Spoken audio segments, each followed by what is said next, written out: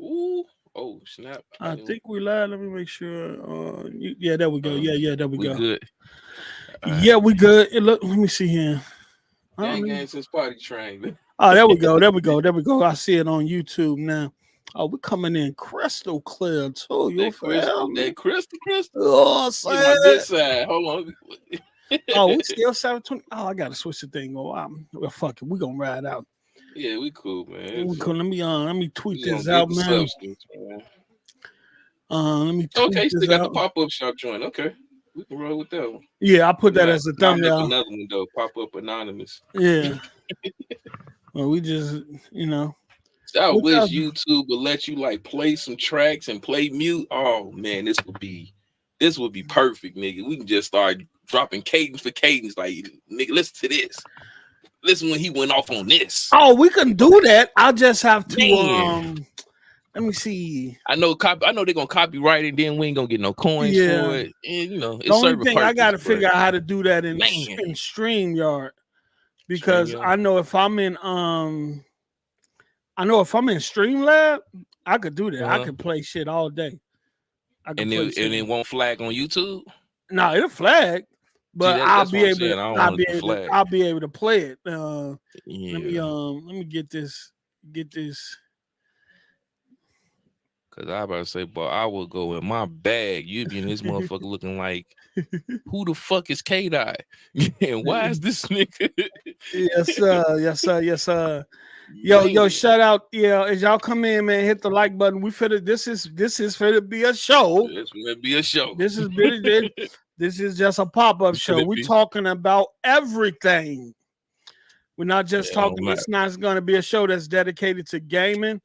yes, This is sir. going to be a show dedicated to just conversation. It's a lot been going on, Oh, that's so my we finna phone. talk about it. Okay. Oh yeah, while we at it, man. Rest in peace to the Juice, Mr. O.J. Simpson. I guess they confirmed that he passed due to cancer. Yeah, yeah. I didn't So even know yeah, he had cancer. I That's did not crazy. know. I seen the couple him being on the Cameron and Mace show Yeah. a couple times, Oh, but He it was seemed on like there. he was on there a few times. I didn't even Especially know around that. Yeah. when the NFL was going off the playoffs was going off. Hmm. He had some good takes. He seemed like he was in real good spirit, and I didn't know it was like something that serious though. So Yeah. yeah, Look the way he was carrying himself. You wouldn't even. it wasn't even expected. Yeah, you Yeah, wouldn't even known. I just think that that he just became a ran period in. in time that you really see how divided America was. You really understood Uh, the racial tension. yeah. It reared its head ugly. Even this disgusting shit that Caitlyn Jenner was that Caitlyn Jenner just tweeted out talking about good riddance. Hmm. I thought it was fake. I had to double check. It actually came from the account talking about some good riddance to OJ when it was announced that he passed. I Wow. was just like, that's fucked up. But I know it's a lot of people that had that sentiment towards him, even after the case. So Yeah. That's yeah, crazy. That is yeah. crazy. To still be holding that energy this amount of years, but Mhm. yeah. But anywho, rest well. R.I.P. to A him. lot of them still holding it. Yeah, yeah. A lot of people were still holding it. I've been on X. I've been looking at conversations with people, Mm. and it's crazy that around that time, people didn't realize how much information was being distorted Oh, and with the withheld story. with the story and what actually went on. King Oh, Reaper 74G, what's up, man? Hit what's the good, like button. King? Make sure you share it out. Yeah, it even me, you know what I'm saying? So I just know surface level Yeah. about that whole court case. I don't know. Brizzle, what's good, Brizzle? Brizzle. Yeah, but What's good, Brizzle? even now and looking back on it, in seeing now seeing what really took place, right? Okay. What really happened, and how I know people say even though he got acquitted, people still accused him of doing it. Is he guilty? Yeah. But you find out the 4 police officers that was running the case were white supremacists. You find out that one of the lead cops that was running the case was known for planting evidence on black people. Then he get asked in the courtroom under the court of law in front of the judge, did you plant evidence in this case? And he pleads the fifth. See, I didn't even know none of this, folks. You realize the lady that lived next door to them or across the street from them saw 4 individuals running from her crib the night that it happened, and the LAPD discredited her by I forgot, I got to put it up, but they intentionally discredit her to prevent her from taking a stand for even mentioning testifying. Yeah, for even testifying. So it was so much going on. And then did you see that video with Judge Joe Brown? Which one? Because he just mentioned something about they trying to take a couple laws out that help small businesses get off the ground. I'm talking about that one. I'm talking about the one where he said he got hold of all the evidence and the paperwork dealing with the OJ Simpson trial. No, and that he know what, it really explained how he was actually innocent. Yeah. I mean, he detailed brutally how they was murdered. Like I don't know if I want to. But bro, this is a pop-up shop, nigga. We can get down, but I did not. When I say surface level of OJ Simpson trial, I got the best surface. I kid you not. I just got like he got acquitted because of the gloves. That's me. He got the glove situation, and no, it was more than the glove. It was more than the glove. And they was mad, and they had the speculation it was his son, yada yada yada, and then he came out and did the book. No, it was more than that. Hey, yo, as y'all come in and tune in, this is a pop-up show. This is something new, Pop-Up Anonymous. We're going to talk about everything. It's not just going to cover gaming on this specific show. Right. We're going to talk about worldly things. We're going to talk about gaming. We're going to talk about stuff that's going on in the news. OJ passing. We're going to talk about the hip-hop stuff with J. Cole and Drake and Kendrick and everybody else throwing their name in the hat. So we're going to talk about anything and everything, even conversations that y'all might want to talk about in the chat that we normally don't discuss because we're talking gaming. This is the show for that. We actually also on this show is going to bring you guys up into the stream, and we're going to have a discussion with y'all about, just certain things if y'all want to join the panel. Okay. Yeah, but it gets deeper than that. Judge Joe Brown said the way they was killed, it was not just the gloves. It was 2 different shoe sizes that wasn't OJ size. He said that they neck got cut from ear to ear. Oh. And that they tongue got pulled through their neck with a plier. So it was personal. Yeah, this wasn't no. Yeah, this wasn't no. Like a psychopath type mess. Yeah, and then they caught one of the cops on video planting evidence. They played in. Yeah, and so, but back then, the way the news covered it, none of this came out.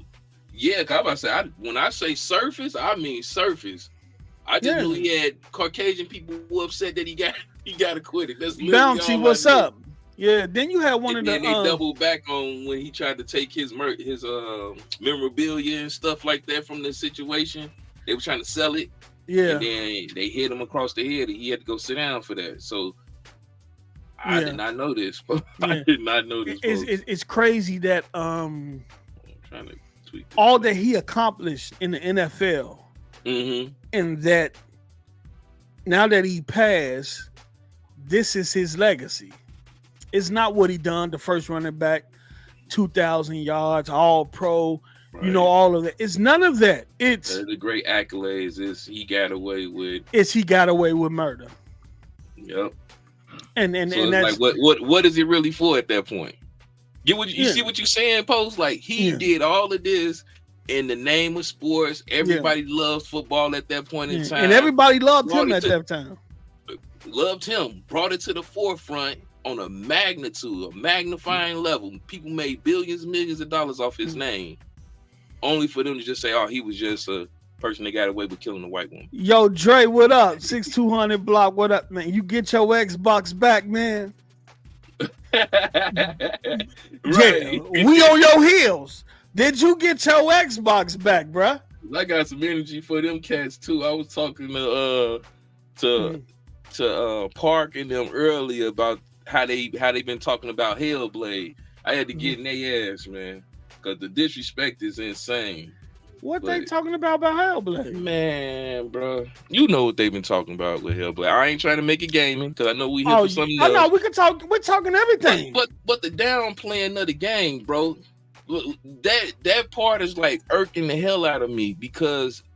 Okay, cool, great. You got your feelings and concerns about the 30 frames per second BS that's going on with it, but y'all literally like negate that Hellblade 2 is finna be the official first next gen only game that's about to be running metahuman and nanite in the fucking game. We talking about something that has not been touched on in a fully released process retail game. It's full ray tracing. With night, on light and shadow. They literally are ignoring all of this just to pump a narrative to damage this damn game. They talking about the resolution? I don't like that shit, bro. They talking about the resolution? The resolution, the 30 frames per second, it being 7 to 8 hours allegedly. Niggas don't even know if it's gonna be 7 to 8 hours. Bro. Hold on. Wasn't the first Last of Us 30 frames per second?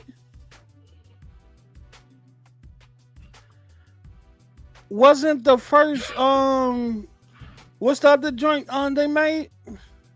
1880 with the Nathan Drake and all that. 1886 is 30 frames too, right?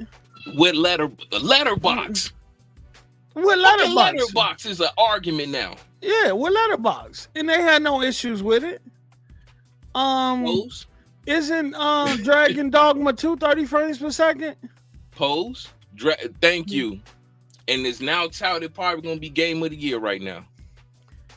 See everybody is praising that game. See what gets me that when games are 30 frames per second on PlayStation, whether first party or third party, we know the baseline of the game is 4K 30. Yeah, they come with additional modes and stuff like that, but some of the modes come with trade-offs, right? I knew people that was playing Final Fantasy joining 30 frames per second because they ain't like the performance in the other mode. But now it's because we have the option. We should have the option. Like, you motherfuckers are not developers. They keep moving the goalposts. That's what it is. And they constantly keep moving the goalposts to save a narrative. And I'm like, I wish y'all would understand that y'all are killing this game, this thing that y'all call gaming, and this gaming community that we tout ourselves and pride ourselves for being in it for so many fucking years. You are fucking killing it with these dumbass narratives. No, I'm trying to get people to understand that shit. This console war shit is done. It's dead. We ain't trying to hear that. I'm not on no excuse shit. I told them, I'm not trying to be on no fanboy shit. I ain't trying to be on none of that shit. You niggas need to let that goddamn console war shit go. It's killing gaming, bro. Developers don't even want to create new games because they worried about the sales numbers. And y'all kill a game before y'all even get it in y'all hands. Let me tell you something, man. The Ruham saying first Last of Us was 30 frames per second because that's what the frames were back then. No, we're not trying to hear that. Every generation, these companies tout 60 frames per second. They did it in the PS3 era. They did it in the PS4 era. And they did it in this era, the Xbox One era too. It went from 1080p 60 to 4K 60. That's the only difference is the resolution change. But they was talking about 1080p 60 frames per second gameplay back then. So don't sit up here and tell me to Ruham that was the frames back then. Come on now, stop that. We're not about Ruham, you're not about to pull up. Nah, we're not about to do that, bro. Every generation. I tell him, give him the link so he can pull up and speak that bullshit. This is the perfect opportunity for him to do so. Let me say this. That's how I'm on it right now. Let me say this, because these niggas out here capping. 60 frames per second don't belong on everything. Okay? Every time. They came out and told you that you're going to do one-on-one battles. What gun have you seen in Hellblade where you need 60 frames per second? How fast are you moving in Hellblade where you need 60 frames? It's a slow, methodical game that's focused more on cinematic and the story-driven aspect of it. Right? Yeah. The way she move, how she walk in the game. She don't need 60 frames per second when she moving slow than a motherfucker. What are y'all doing? What are we doing? It's bro, not they hurting gaming. That's what they're doing. Bro, look, man. Look, and that's what I'm gonna keep touting it until y'all realize what y'all doing. Y'all want these companies to come out here and give y'all these great experiences and these new games. You're upset that Sony is out here cutting down the cost of AAA games. This is the reason why. Because y'all run around here with these narratives and they don't want to experiment. Look, when that first Hellblade, look, y'all got to stop moving the goalpost because it's getting ridiculous. First, when the first trailer came out, y'all said it wasn't even real. Bruh. Y'all said it was CGI. Facts. Even though the man during the presentation told you, yo, this is real captured gameplay. They were like, no, it ain't. No, it ain't. Y'all said the first trailer Hellblade was CGI and it was impossible on the Series A. Y'all said it was PC footage. And y'all didn't flip the narrative from that because now Digital Foundry, right, came out and said, look, in some aspects, it looks even better than the first showing, right? So now we know it's real time running on Series X, right? Mm-hmm. We know it's either like 1290 some or 1400p because of the letterbox. So you're not getting all of the pixels. But like we say, nobody had any problems with 1886 being letterbox. Huh? It's one of those Quantum Break deal, Mello. Remember when Quantum Break came out and ushered in checkerboard rendering and got clowned for it? But then everybody praised PlayStation for doing the same exact thing. For using the same technique. Bruh. It's crazy. What we got here? Man. Let me see here. 600 bucks. I'm still waiting for my live apology for Mello. That was a lie. What was a lie? Him selling off his Xbox. He allegedly sold. Hey, I'm going off the conversation that we had. But if you still got your Xbox, I apologize. I apologize. Hey, Ruham, you know I'm right. I give it to you, Ruham. No, that's Dre. That's Dre. I'm sorry, not Ruham. No, I'm talking about Ruham. Ruham still think he got Ruham. He ain't got no point. Each generation supposed to be the generation for 60 frames per second, right? Each generation, right? And now you want to come on now. What make it make sense, bro? Make it make sense, we love man. Gaming so much, and this is, man, it got me through hard times in my life and saved my marriage. Wow, y'all shitting on it. I don't get it. Look, Flop all Ponies because don't it's play on there. Microsoft. Like Look, what? Look, man. Look, all I know is Hellblade. It's fit to do. It's the most impressive looking next generation game. It's not cross gen. It's nothing like it on any other system. Right? And if y'all didn't knock Sony for going for that 30 frames per second cinematic experience. Y'all didn't knock Naughty Dog for it. Y'all called them the greatest developers in the world for it. Man, lick their whole foot. So let Team Ninja get their bars off. You feel me? let Team Ninja get their bars off, man. But like we said, this is a pop-up anonymous show, meaning we're gonna be covering all topics and subject from hip hop to stuff that's going on in the world, and anything y'all bring up in the chat that y'all want to talk about, whether it's game related or not. So, as we get into this, we gotta have this conversation because man, you was going back and forth. I know, man, you was going back and forth on Twitter. Right. True. So, Drake and J. Cole dropped First Person Shooter. Right? Mm-hmm. They dropped First Person Shooter, and everybody's saying Cole is taking shots at Kendrick with the Spider-Man meme bar excluding Kendrick. Right? We the big three is like we started a league, but lately I've been feeling like Muhammad Ali, right? So J. Cole saying, look, I feel like I'm the best in the world right now. And he talked that shit on a lot of songs. So Metro Boomin and Future drop a project. You know what I'm saying? We Don't Trust You. Mm-hmm. With a surprise guest on there and Kendrick. Kendrick come and say, fuck the big three. It's just big me.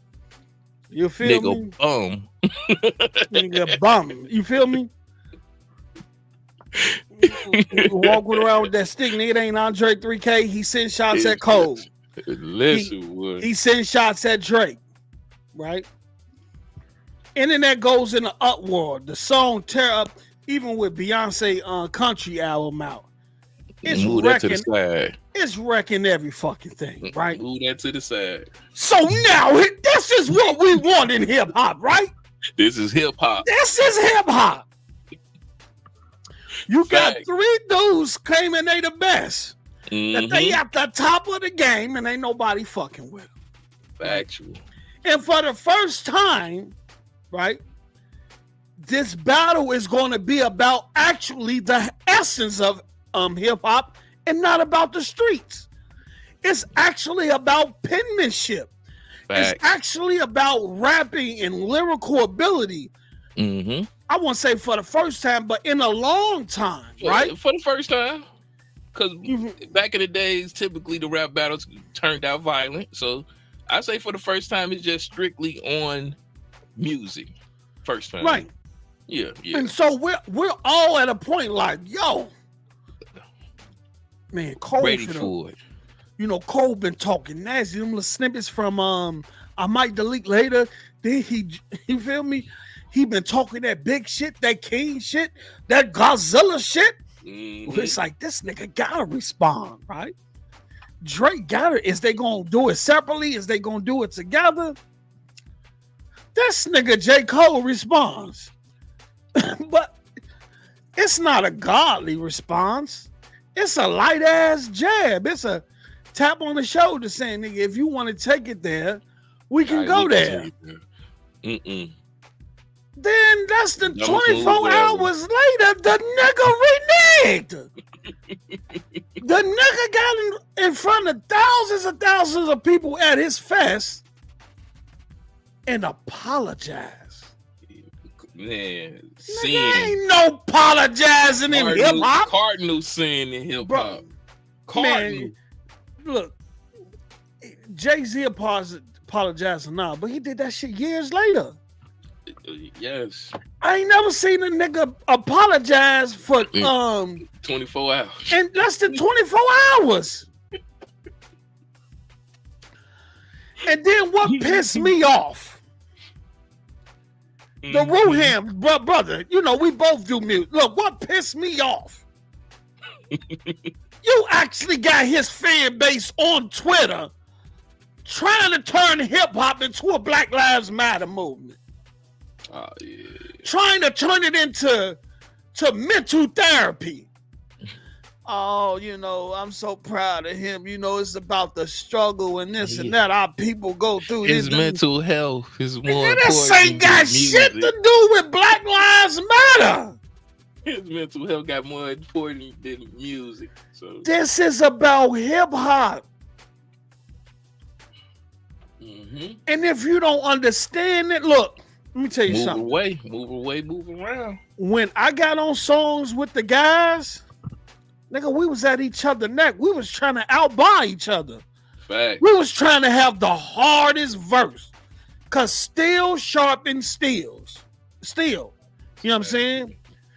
We wasn't on there talking about I'ma take it, I'ma ease up and this and that cause you my homie. It wasn't none of that. It was, nigga, you better rap, nigga, cause I'm finna rap. Cause once this release up out of here and we go to the barbershop, we trying to hear who's reciting whose bars. Who got the, like, yo, he slid on this. Bro, I know everybody else on here, but bro, right there, he went off. Bro, I remember back in high school, right? Mm-hmm. In high school, when we battled, it was on the spot.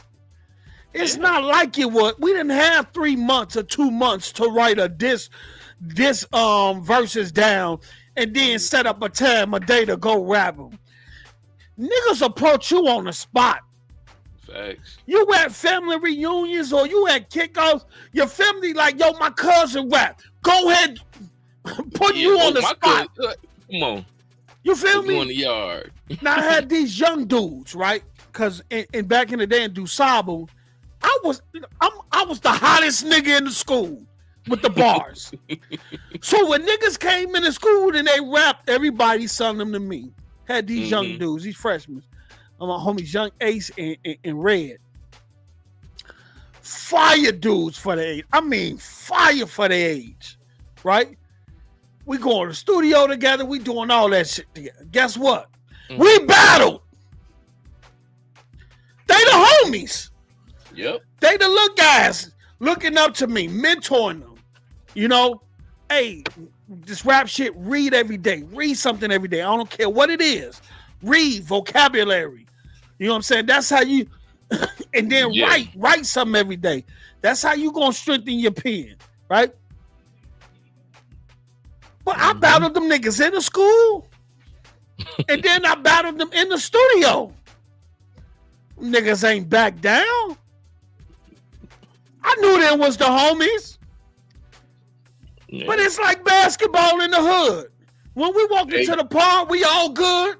Nigga, you want a bag of chips or juice before we go to the store? But when we on the court, niggas damn near fighting. I don't want to hear shit. I know you got a bad left. I'm definitely gonna take you left every time. Like, come on, man. I'm gonna punish you out here. I was like, disappointed, Mello. Man, you talking all this? I'm the king shit. All through your music. Yep. And funny. And Kendrick told you. I'm usually friends with niggas that I rhyme with. But this is hip hop, so you niggas know what time it is. Boy, listen here. Oh my God, bro. Man, what was when you first saw this shit, man? What did you think? Because I know you a Kendrick fan, right? He isn't ready. That's the first thing I said when I saw it. Before the response, before he even released the track, he is not ready. The track didn't even sound that inspiring. And listen to me, I am a fan of all of these niggas because I wasn't a rapping nigga.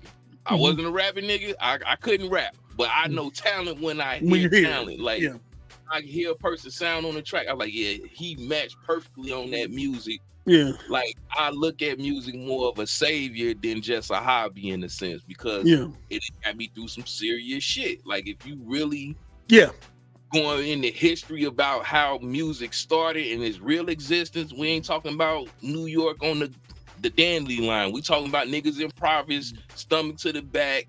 They had the goddamn rap perform, putting words together as a certain. I even believe in a spell situation where you putting words and cadence together to summon certain things. I believe in all that mess. Okay, you want to go deep today? Okay, let's talk. Oh, we there. Okay, we gonna have that conversation.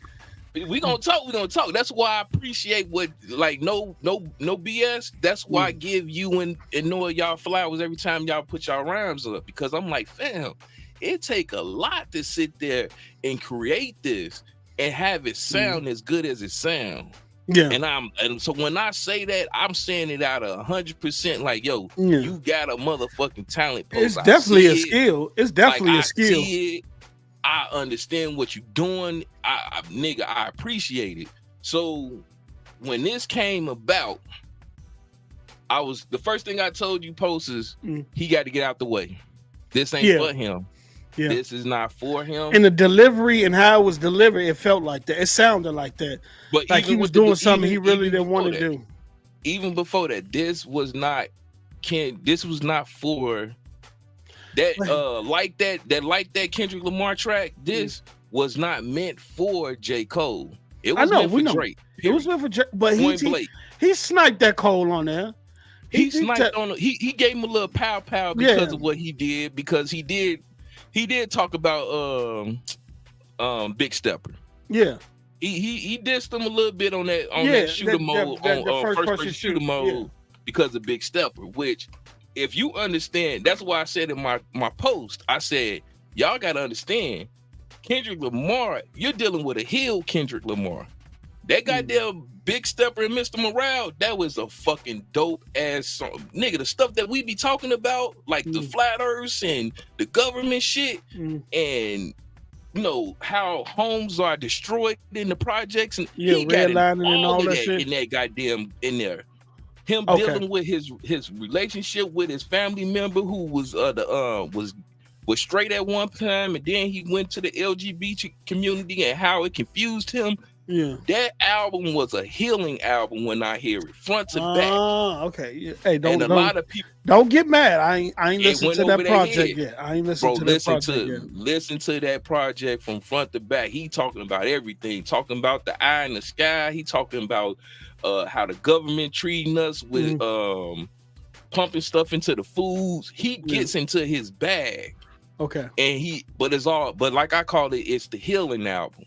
It was also him coming out of his TDE label with so he's not with TDE no more. He's not with TDE, even though they still, cohesive as a family.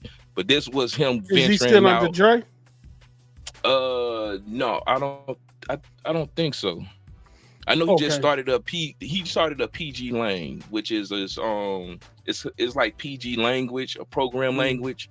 He started up his own record label. They got their own cell phone out, and it's more like one of those trying to remove people away from the screens and deal more with just being outside more, but still having that technology on you. Yeah. So he on some whole different lane shit.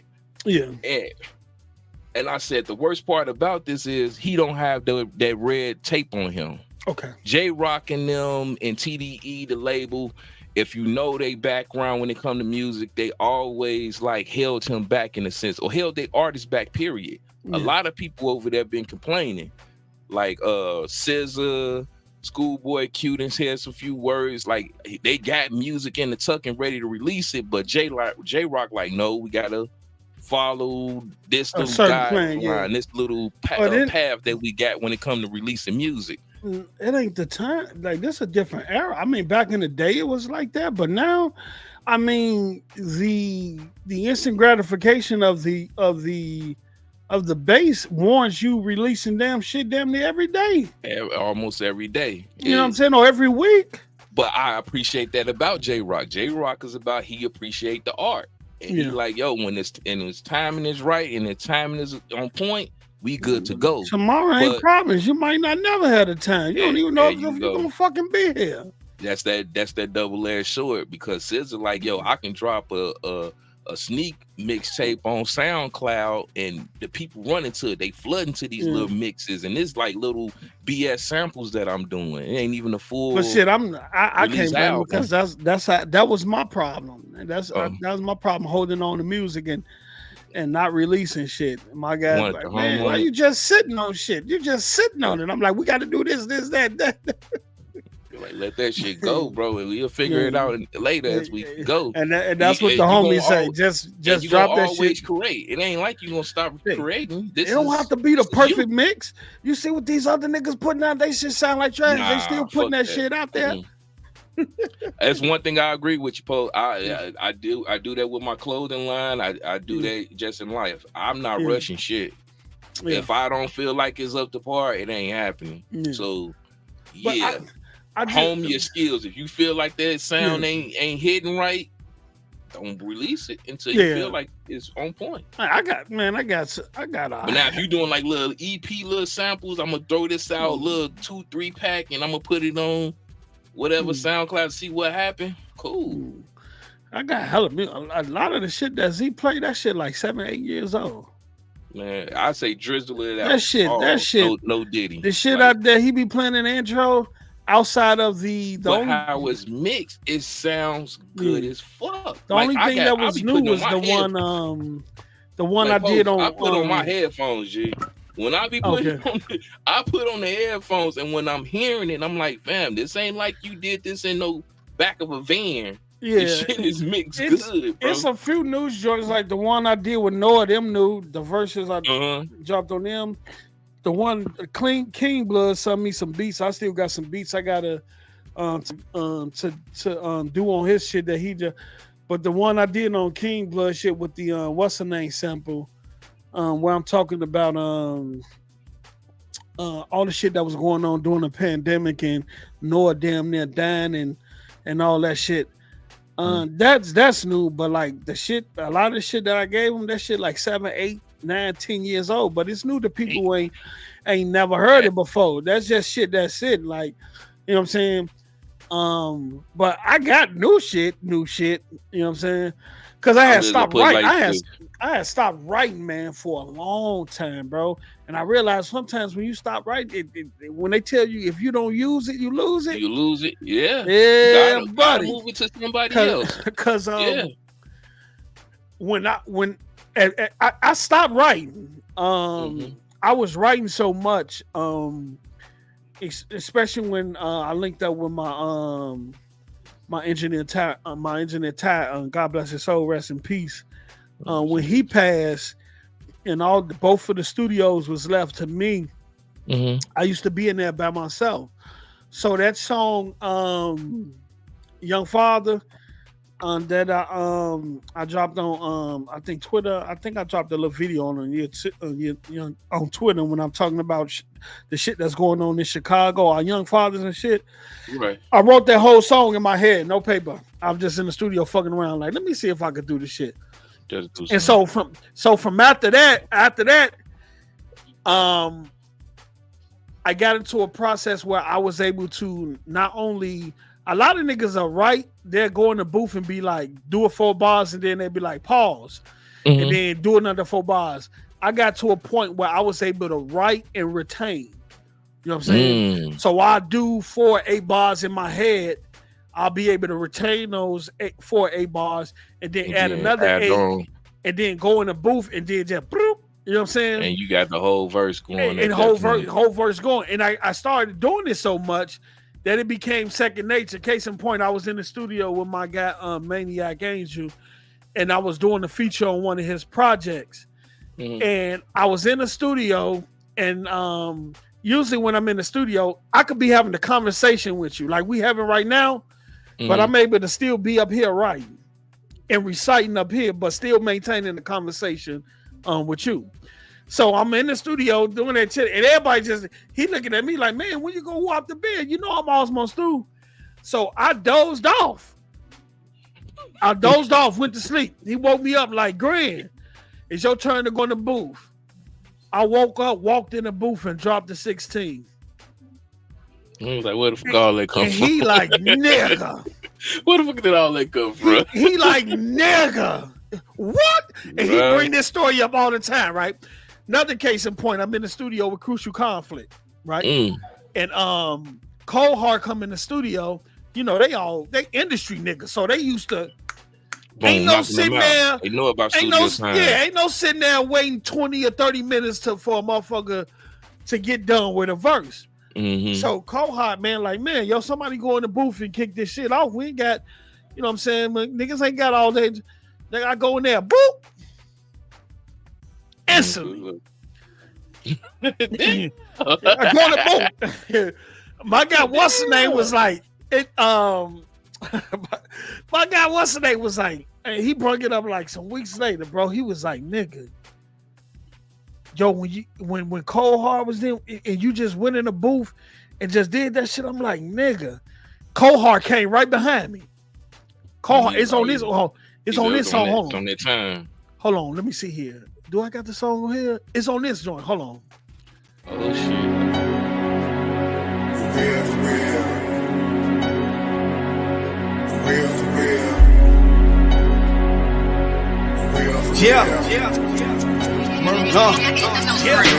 What's pesos without say so?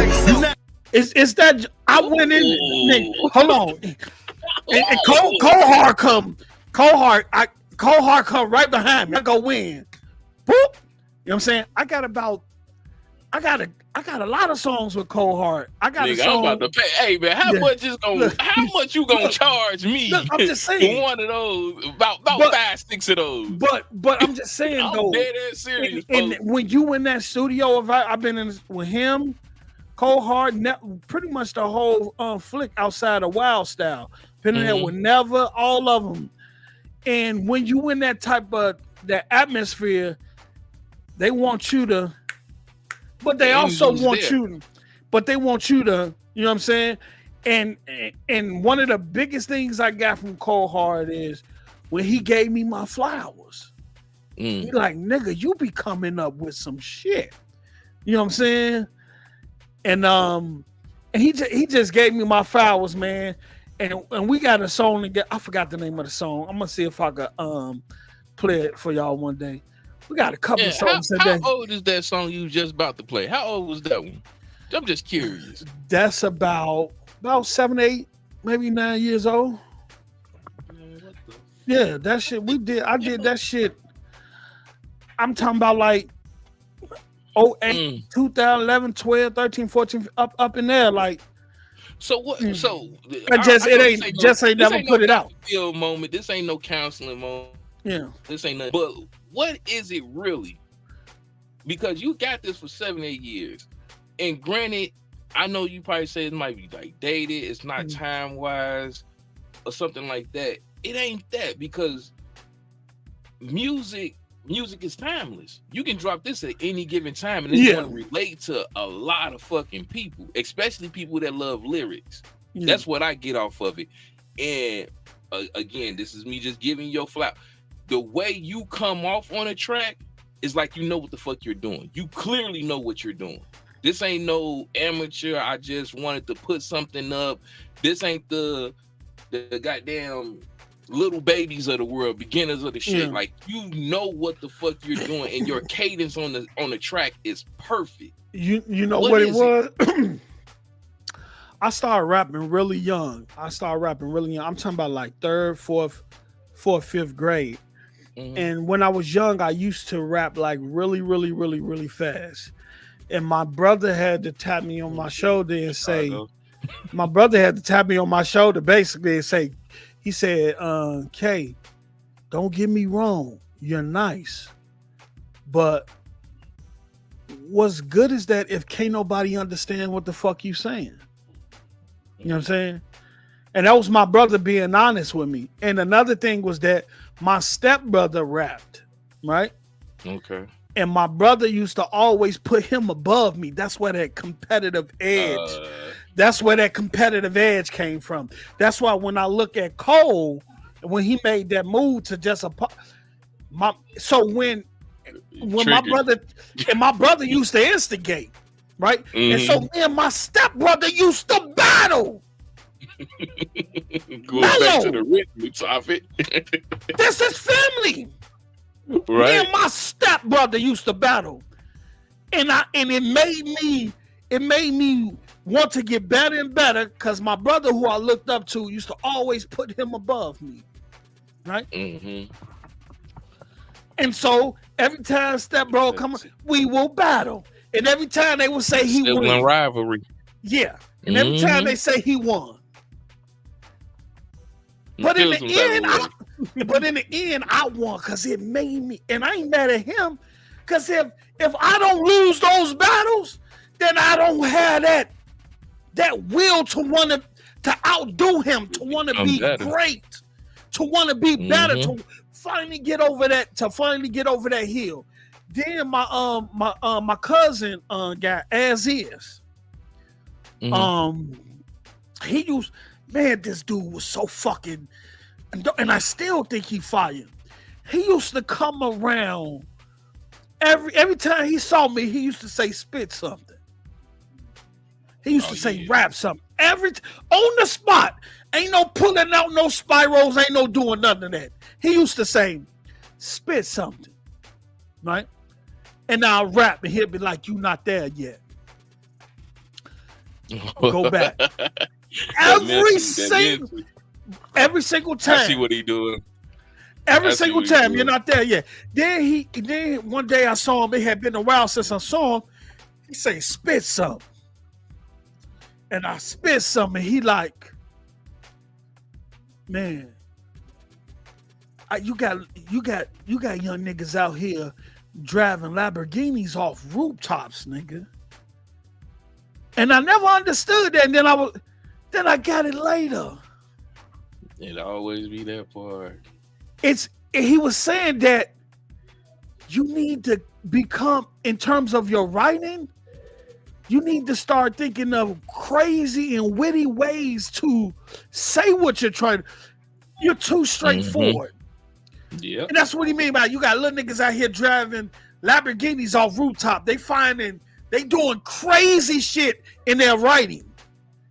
And you're not doing that. Right? Then also I took that as you got niggas out here that's working harder than you. You feel me? That's how I took that. When I finally realized and sat back like, oh, I understand what he's saying now. That was just his way in a punchline to saying, or a metaphor basically, that your shit ain't more creative. Yeah, you're not creative enough. You gotta be diverse. Yeah, you're not witty enough. It's more than one way to say something. That's exactly what it is. It's on the same tip of what you saying, playing basketball and me learning from my brothers and going through my trap, bro. I don't have tattoos, but my tattoos I got is all war wounds for playing basketball. Yeah. Like no bullshit. Yo, family and friends will fight on the fucking court over a basketball game. Bro. And then shake up, go get some liquor in a blunt and chill and laugh over the shit. Like no BS. I broke my arm because I was playing basketball with one of my brothers, and I had to learn how to play basketball with my right. That's how crazy that type of shit is when it comes to the competitiveness. And even with me breaking that, now I can I'm kind of weak in this right one, but the left, yeah, I can play with literally both of my hands in the sense of playing basketball. So going back to what we were saying with the competitiveness, cold-headed. Unfortunately, he gave it up. And I agree with that. In the most weakest fashion. The weakest fashion.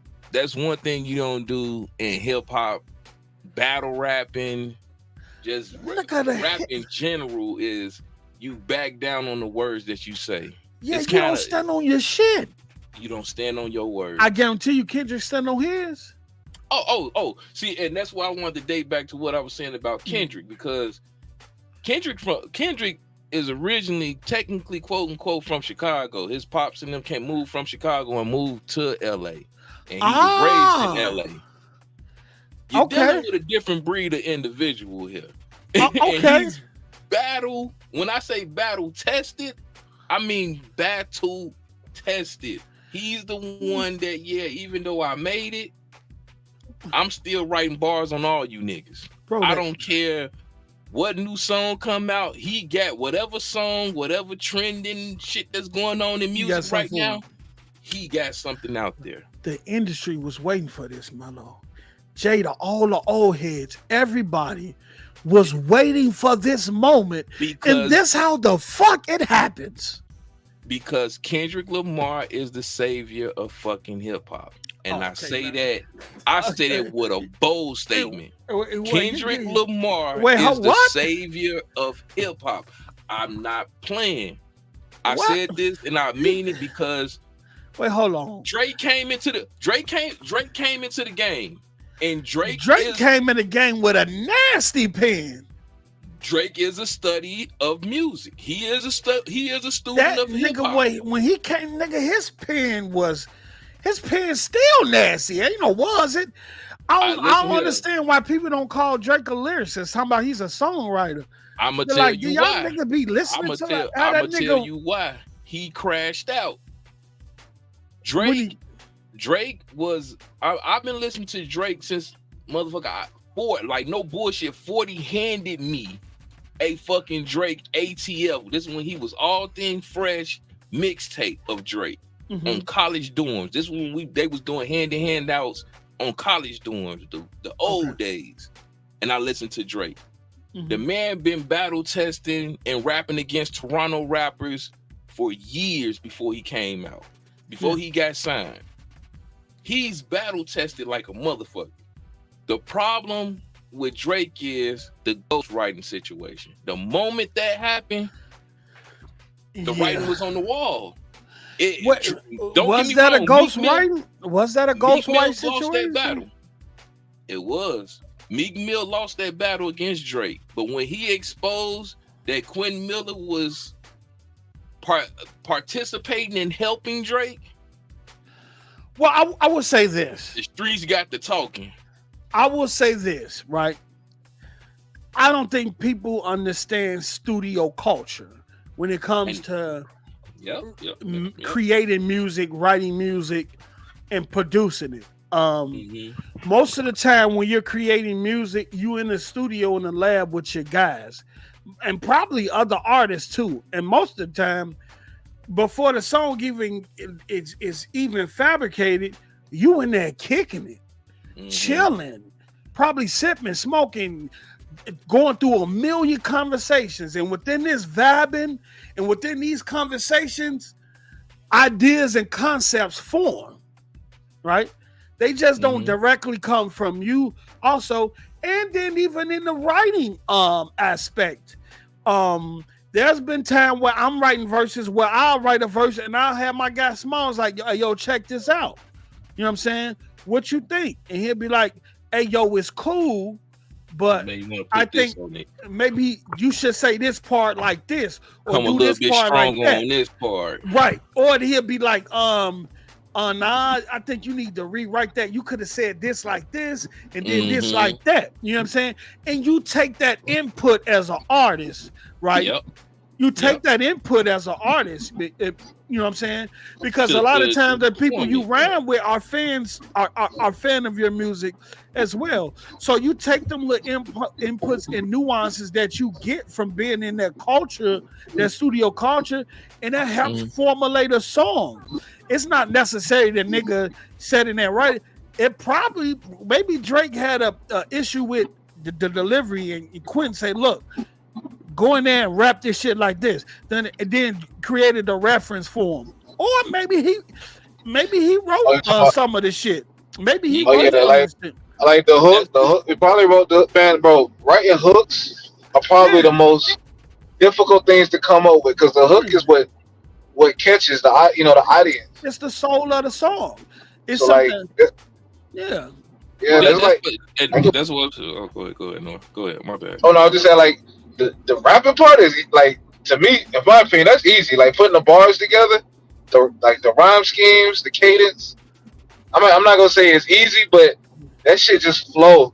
But coming up with a hook, like something that's really catchy, but that's a talent within itself. Rapping and song making is two different things. But that's Right, what right. messed it up. That's what messed it up in the Drake and Quentin Miller situation is because one, it wasn't fully cleared out what was going on or what was transitioning in the studio at that particular time when they was making these songs. One, two, people started looking in the back of the CDs and looking at the streaming. And they start seeing him. They as do a, that now. They start seeing him as a co-writer on various songs and it was kind of like, we finna put you in that situation where you're not really writing your raps no more. This is how the world was speaking at that particular time about Drake. We're putting you up there where Kanye West was at. Like, you're just a beacon, a spokesperson of the rhymes, but you're not really technically writing these rhymes. But co-writer don't mean that they wrote all the lyrics. I mean, it could be partials, it could be the hook. I mean, it could be anything. But like even as a producer, as Kanye is a producer, he don't do every part of the instrumental. Sometimes my bad. Sometimes he cooperates. No, he go out with other producers to go out. People that sing choir, people that play the piano, people that play violin, like bro, like it's a collaborative type of music. Is a collaborative type of thing anyway. Let me tell you why. Let me tell you why. That's the reason why Sci-Hi the Prince still roll around with him in Consequence. Sci-Hi the Prince is a writer. Sci-Hi the Prince probably been ghostwritten for everybody in the industry. You know what's bad though about it though, Post? Because you'll never know though, but his pen is nasty. I'm talking about rap and R&B. I'm talking about rap and R&B. No, that's what I'm saying. That's how bad it is. I know when the goddamn Consequences doing a track for Kanye West and the goddamn Sci-Hi is doing the track. It's crazy. He usually go off of the bounces, but that's neither here nor there. But let me show you. Pretty much what the chink. Yeah, that was what hurted him. Let me tell you why you see credits on with co-writers and all that stuff. Because if I'm in the studio with Drake. And if I pitch a concept or idea, I want credit for it because if I get credit for it, I get paid. I get paid for it, even though it's a small. Maybe I did a small contribution. I still want to be. It's a contribution, credit. So it affected the song in some type of way. So I still want to get credit. Look at P. Diddy, or did he do it, or did he not? Look at him. And this is why when you go, say like when rappers and artists go to studio, especially the ones that's not accustomed to how studio work, and they go in there and they record their song, and it's just, and they waiting on the engineer to like mix it and do all that. No. They looking for the engineer to give them input on how they sound, how they should write. No. Their job is to record. Their job is to record, right? And recording is separate from mixing, right? Right. Them two different things. You want to mix, you got to book another mixing session. If you come in, like when I was, and me, I was more so in a mentor role with the young guys that I was recording when they came into my studio.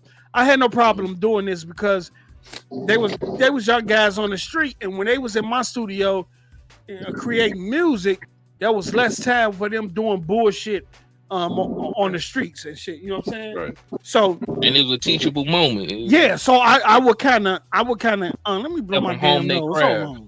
Hold on. He's a help. Hey, why he blowing his nose though, man? You gotta keep it real, bro. Like co-writers existed for a long time, bro. You think Elvis wrote all his music? You think Michael Jackson wrote all his music? You think Prince wrote all his music? Co-writer did it. No, and how did you feel about when you first heard what J. Cole just did? Because now recently, he responded to the Kendrick Lamar situation. Then apologized. Less than 24 hours, he apologized, and now today he deleted the song off. He deleted the track off the playlist. How do you feel about that as an artist? Unprecedented. Like I've never seen nobody drop a diss song and delete it off the face of the earth. I've never seen that. Okay. I don't know how I feel, to be honest with you, bro. Like, okay. I don't know, bro. What's his motive behind doing it, bro? Like, I'm trying not to be judgmental. Try not to be judgmental. What's the motive behind doing it? On some real technical situation on the personal level, J. Cole, TDE, and Dreamville is like 1 and 1. They are literally connected when it comes to music. Like they share friendships between each other. People that got bars and samples for songs and clearance due to their friendship and all that stuff. So personally, I think my opinion, I don't want to say personally, my opinion, I think it was more so of I seen that you took a shot at me. I jumped out there not really thinking about the consequences of what I was doing.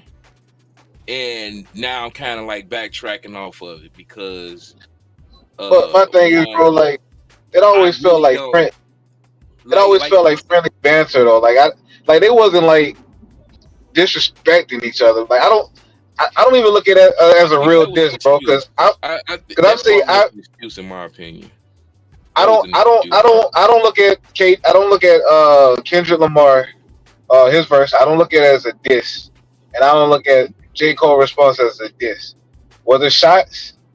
Yeah, but nothing they said was like disrespectful. You know what I mean? And that's what I'm saying. It's a difference between sending a shot. A diss track is called the diss because it's bro. And what Tupac said? What Tupac said in his diss to Biggie? What's the first bar? Fuck your click your claim. Now that's disrespectful. That's disrespectful. That's a diss. That is diss, bro. I want to fight you after that, bro. If Kendrick Lamar said the things he said about J. Cole about me, I mean to me, I wouldn't feel offended. I wouldn't feel like I gotta fight. I feel like I would have to go on record and drop something that's competitive, like friendly banter. Like I would. If I'm Kendrick Lamar, I'm not even answering that. Talking about moms and baby mamas. I'm not even responding to that because, like I was trying to tell you, Post, you're looking at something. When I said that Kendrick Lamar is the savior of hip hop, you got to look at where music is right now. And I don't want to put all of the weight on Drake, but it is on Drake because. Hold on. Let me get my little point out before I went to blow my nose.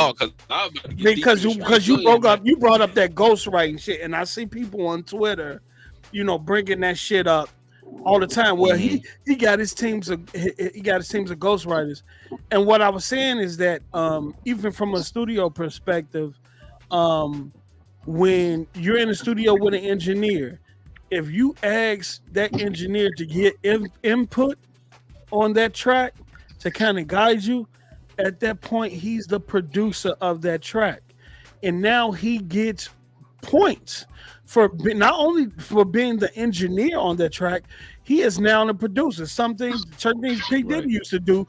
He used to go into the studio and studio session, move a few faders. He a producer. Yeah. Press a few buttons, move a few faders, and now he's a producer getting credit on that song. Yeah. So if Quentin was helping, we don't know what capacity he was helping in. And the fact that Drake gave him credit, a guy that was working at a motherfucking store at first, you know what I'm saying? Mm-hmm. Like Drake he was helping him out. He helped that nigga. Shit, he helped out Kendrick Lamar. He helped out J. Cole. He helped out A$AP Rocky. And he literally put him on his tour and said, "Yo, y'all need to check this out." Like he's done that. He's done that countless times in the music industry. This is crazy. Go ahead. Drake. You button. Yeah, you button back. I'm trying to wait and see if we're gonna pick up first before I say something. I'm in the neighborhood. Okay. But okay, let's get down to the dilly before we move on and start talking about shit. All right, Cole up out of this shit. Right. Now I want to give I want to start by giving Drake his flowers because again he helped out countless people. He put them on his tours. His deal right now is something insane. He's able to cross lines that most artists can't. Like This man got the green light to go to any record label, any artist, Oh yeah. jump on their track, do a feature for them, and the record label will not bat an eye towards him and what he's doing. He's the nigga. He is what the music industry is right now.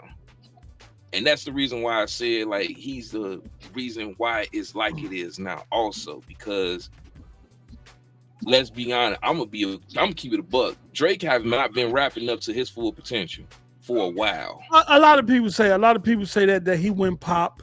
He's a pop artist now. I can accept that, but just lyrically, just what he's putting on tracks is not a part of what Drake used to put down, like for real. He done crossed over. That's why. Hey, but the thing, what I was saying though, my bad, if I bought it out, is Drake was a ghostwriter. You got watered down because you crossed over. Yeah. Shit, I mean, it depends on the money and the appeal. But I would say this though. There you go. Don't think that pen ain't still there. I think the one thing you can do is kind of. I listen to Calabasas in 3 a.m. in Toronto. I know it's there. I think Drake gonna respond, but I think he's gonna be real methodical about it. He's gonna do it on his, like Jadakiss was saying today. He's gonna do it on his time and the way he benefit. Right now, if he do it right now while they dropping their projects, then that energy will push their projects. It will push the right. You know what I'm saying? So I think he's gonna push regardless. It's because of he gonna time it where he got a project. He got to remember, bro. He used to go straight when he was an artist. Just because his future is going to push anyway. I'm gonna say this, and y'all might give me flack for this, but I listened to that We Still Don't Trust You, and that shit was huff to me. Oh shit. That shit was mid to me, right? Yeah, I can see. You know what I'm saying? And then Future, I think people, and it's no shot to Future, I think people more so gravitate to him for the vibes he creates in music versus his actual lyrical ability or his pen. He more so a vibey artist that made some of the biggest vibe songs in the industry. But when it comes to top 5 in terms of penmanship, I won't put him up there. But if you're talking about songwriting and things like that, you know, he's up there. Summer anthems, yes. Yeah, listening to this shit, I'm like, and then not only that though, I couldn't listen to too much of Future because at that point his voice becomes. So my first question to you was I was gonna ask you, have you ever heard listened to Hendrix, Future's album called Hendrix? Nope. The only thing I listened to Future was his big singles. I've never listened to an album. Wouldn't make sense to you, dear. I still don't trust you. Well, okay. I'm just saying though. I'm just saying though. For me personally. Yeah. That I wasn't moved. I wasn't moved by the project. I wasn't moved by the project at all, and it was a lot of singing, R&B-ish. It was pretty much Drake-ish. Yeah, and that was the point I was trying to say this morning. I said I see why Future was upset with the situation that's happening with Drake right now, because they did do a collabo album before. Yeah. Drake would have sound perfect all through this motherfucker. All through the whole project. Through the whole project. I said it. This is why he probably more pissed off. And he was y'all talking about about money. Y'all think it's about a female, and I'm like, no, it's about money and principles. He would have skated on that. And I think he tried to do that by himself, and it just didn't come across to me. And for some the masses, for the masses. And then I'm reading comments on X saying this is fire. I'm like, and I leave people's opinion to their opinion, but I'm like, nah, this ain't it. this ain't it. And it was like, I'm listening to a Future project, not just one of these big. I'm getting to see I guess I need to go back and listen to other albums. Because he did this before prior, and he did a double disc. It was the Hendrix album, and then I believe it was Mask Off.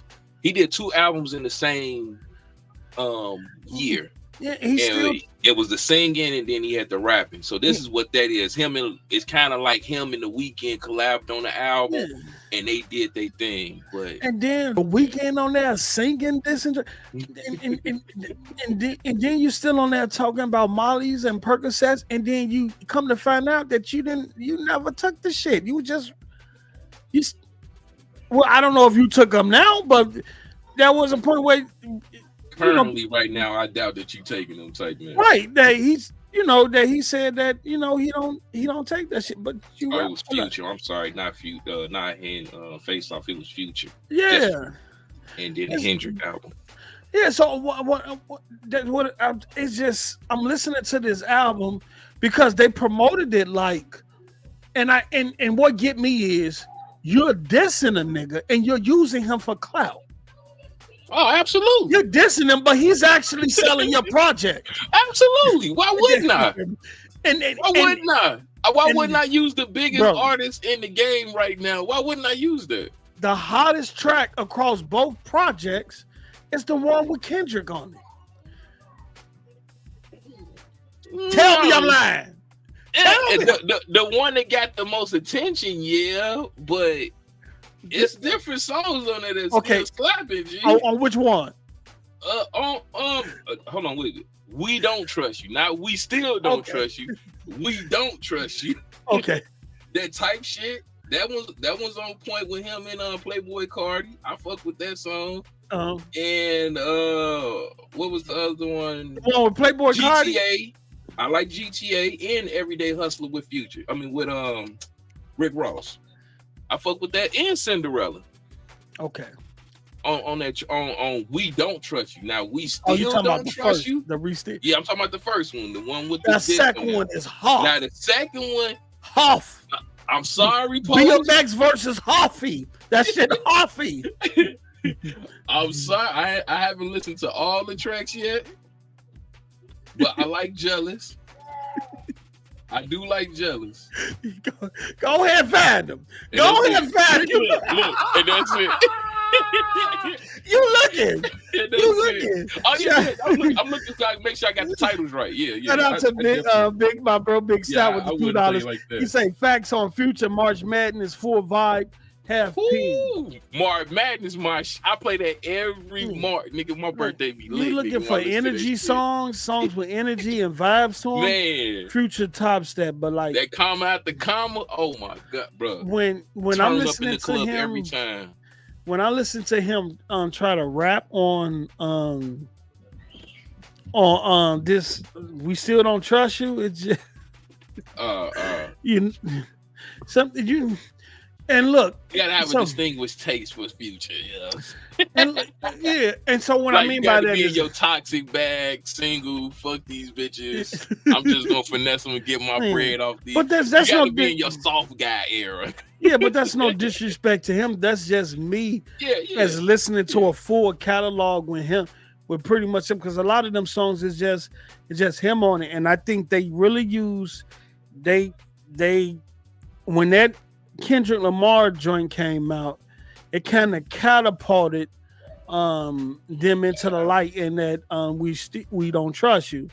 Right. So when he came back and they was like, you know what, we finna drop this We Still Don't Trust You now while the fire is hot. So they was catapulting. No. What? It wasn't that. No. What was it then? Because that's why I said you got to go back to 2017 if you in the catalog, brother. Break it down. He dropped 2 albums in the same year. He's going through that same deal. So you know how recently with artists we had that issue where an artist would drop an album and then literally like a week later you got the deluxe where they done added 5 more songs to try to bump up the sales and numbers and streaming and shit like that of that nature. So what they did was now the metrics and in the game right now is doing the streaming numbers and adding merch. Everybody want to put a t-shirt with a ticket sale and the album sale so they can get their numbers up. What they did was they just separated the two. Okay. He did a rap album and an R&B album in 2017. So they just, let's run that again, but this time we're going to separate the two. We're going to give them the rap album because we know the rap going to go first. We need that summer anthem to go out there. Yeah. They playing the shit out of this in the clubs everywhere. Niggas blasting through the radio and it blew up. Yeah. Kind of, we knew it was going to happen, but it is what it is. And then we came with the R&B. Like it was already mentally a strategic strategy for this already beforehand. Look, man, I'm not trying to shoot bail. I'm just. Oh no. Look, I understand. Look, we are definitely. Let me tell you something. We are definitely in a different era of music, of the industry of music as a whole.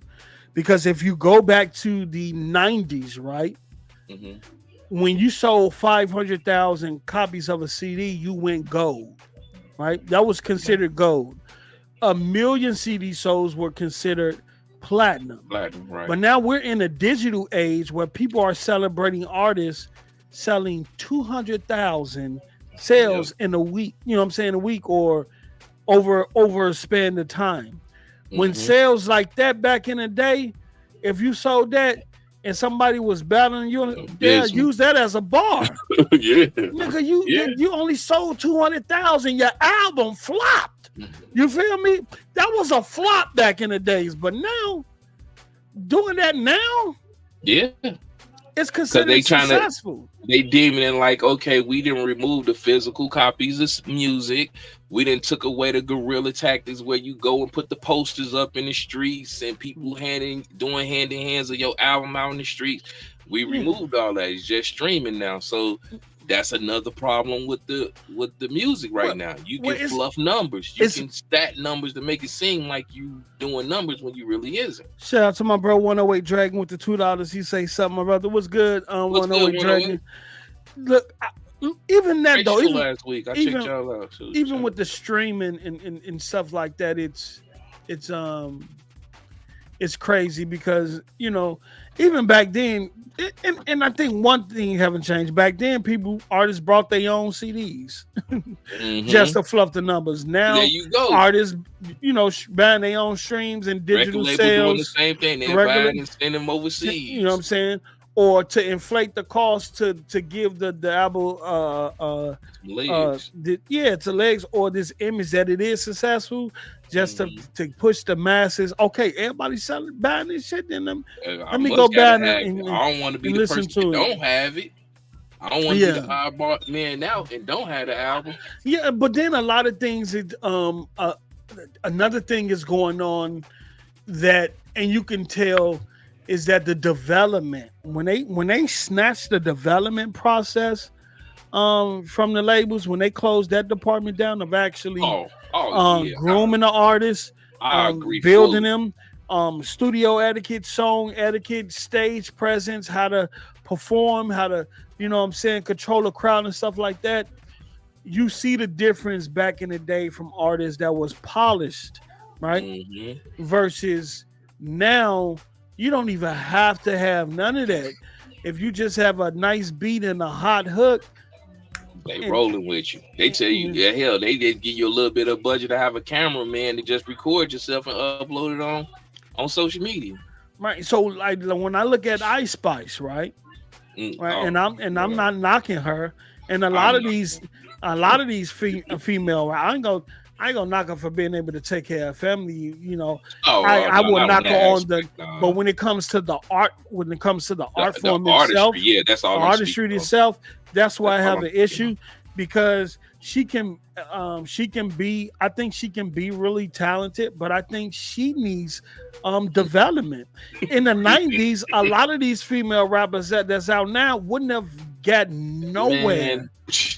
Wouldn't have gotten nowhere. I'm gonna tell you now, bar, shake my ass. 2 bars, shake my ass. 2 bars, out of this bunch of female artists they disrespect the hell out of Rhapsody. I'm sorry, I'm always gonna say that Rhapsody every chance I get. She tough. Knife one. That grooming, no Diddy, the real artist grooming. Yeah.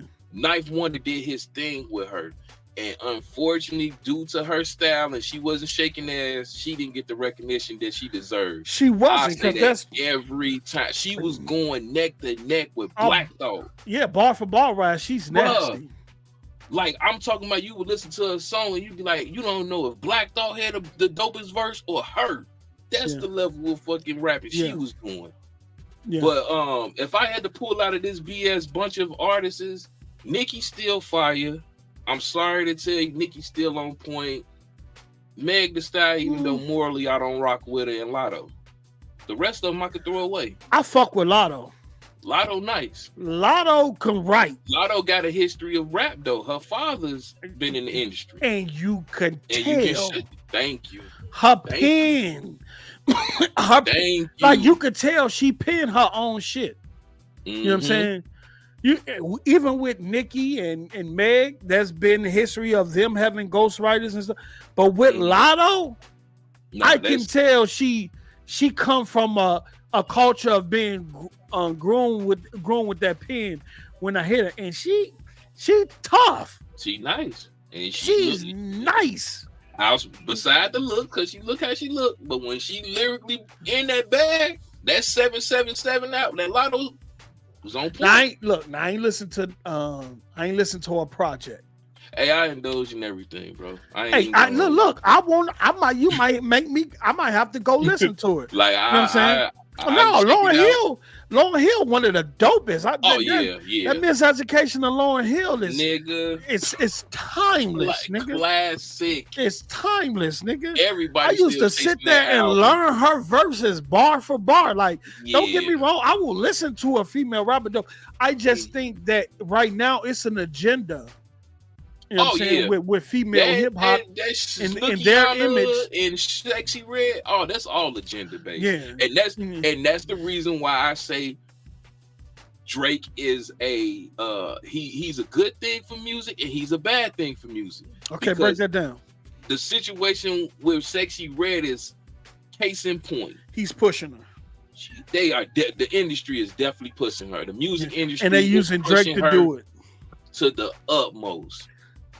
Yeah, you know what? I heard somebody bring that up on the X app. They was asking, why is Drake pushing Sexy Red so hard?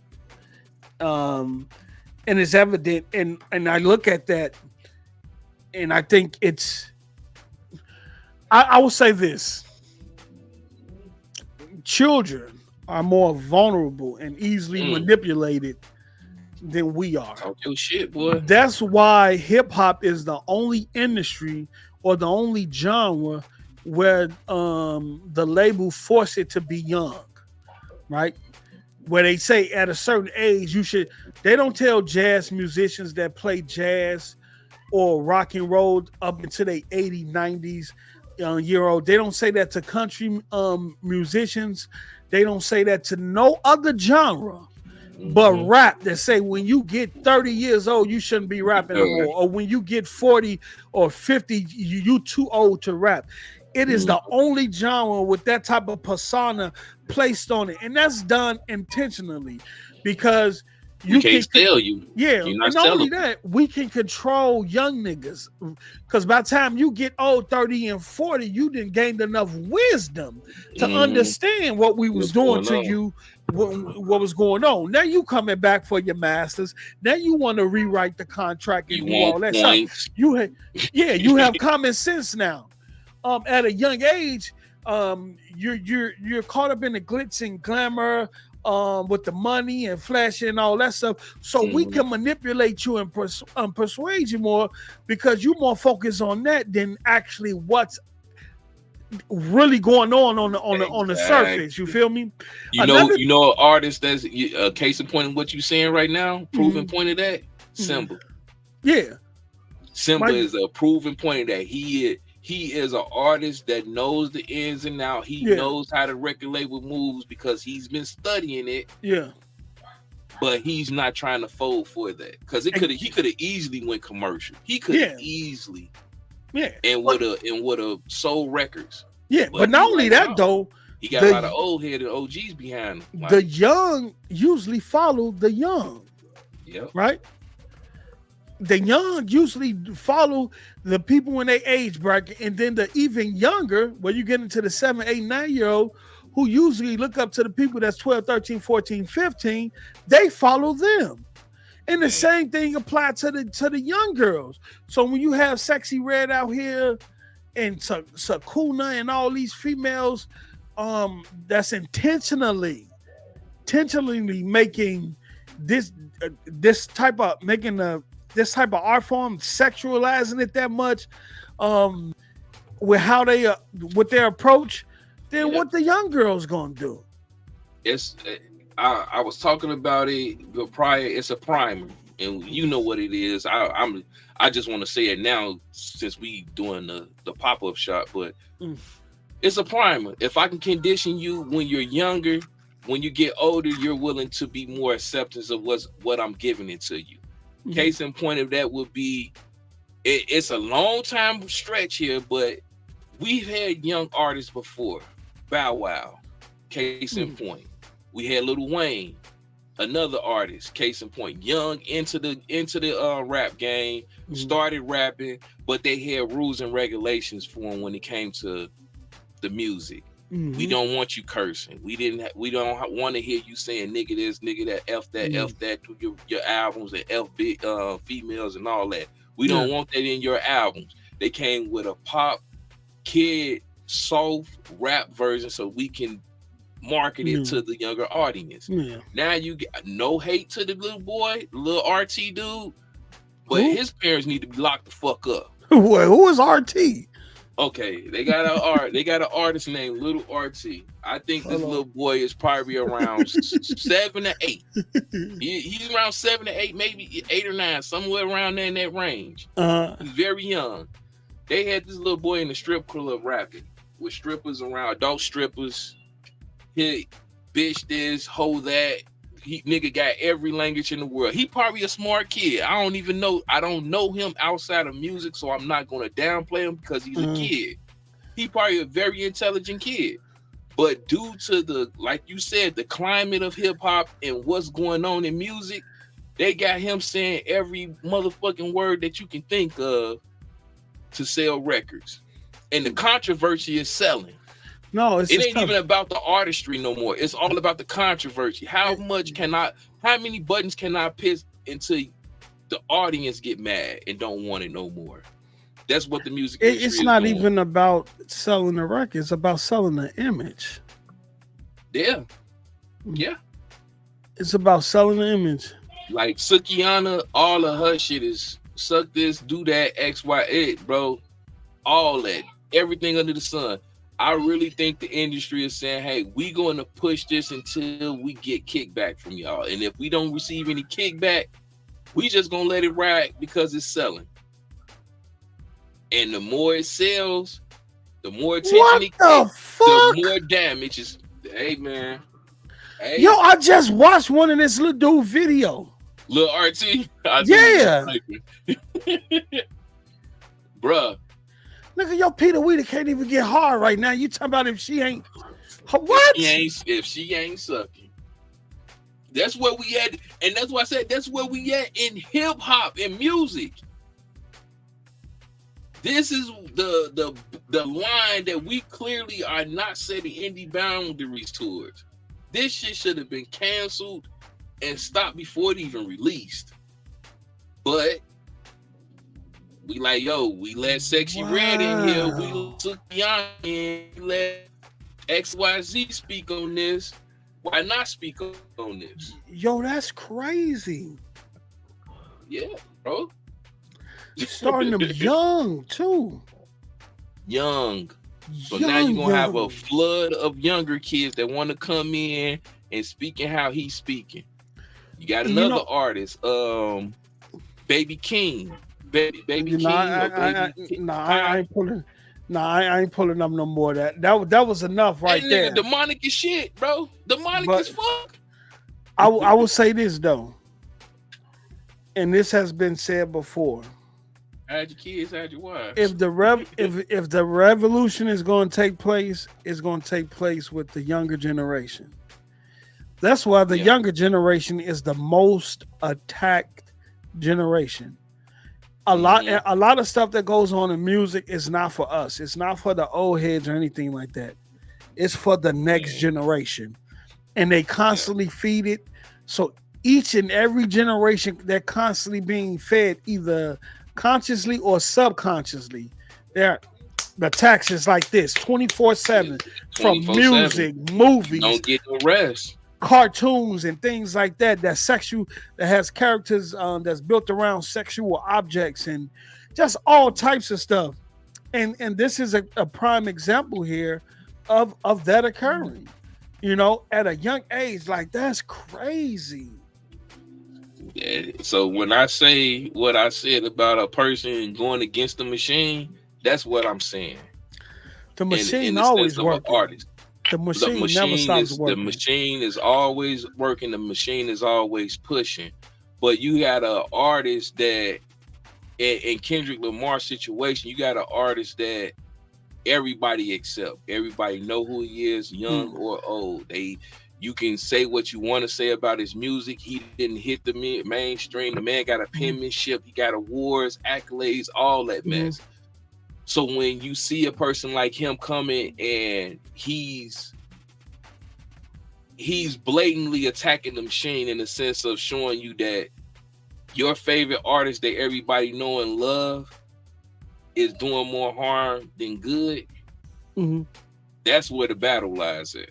That's what I meant by that's where that battle lies at. Because right now, if we love music like we say we love music, we can't continue with this RT shit, bro. No disrespect to him. I know he trying, like you said, he in the same boat like Lotto. The music save people lives, like families. Like you can get your family out the slum with music. But this right here ain't it. That part ain't it. We need to get back to having a standard when it comes to music.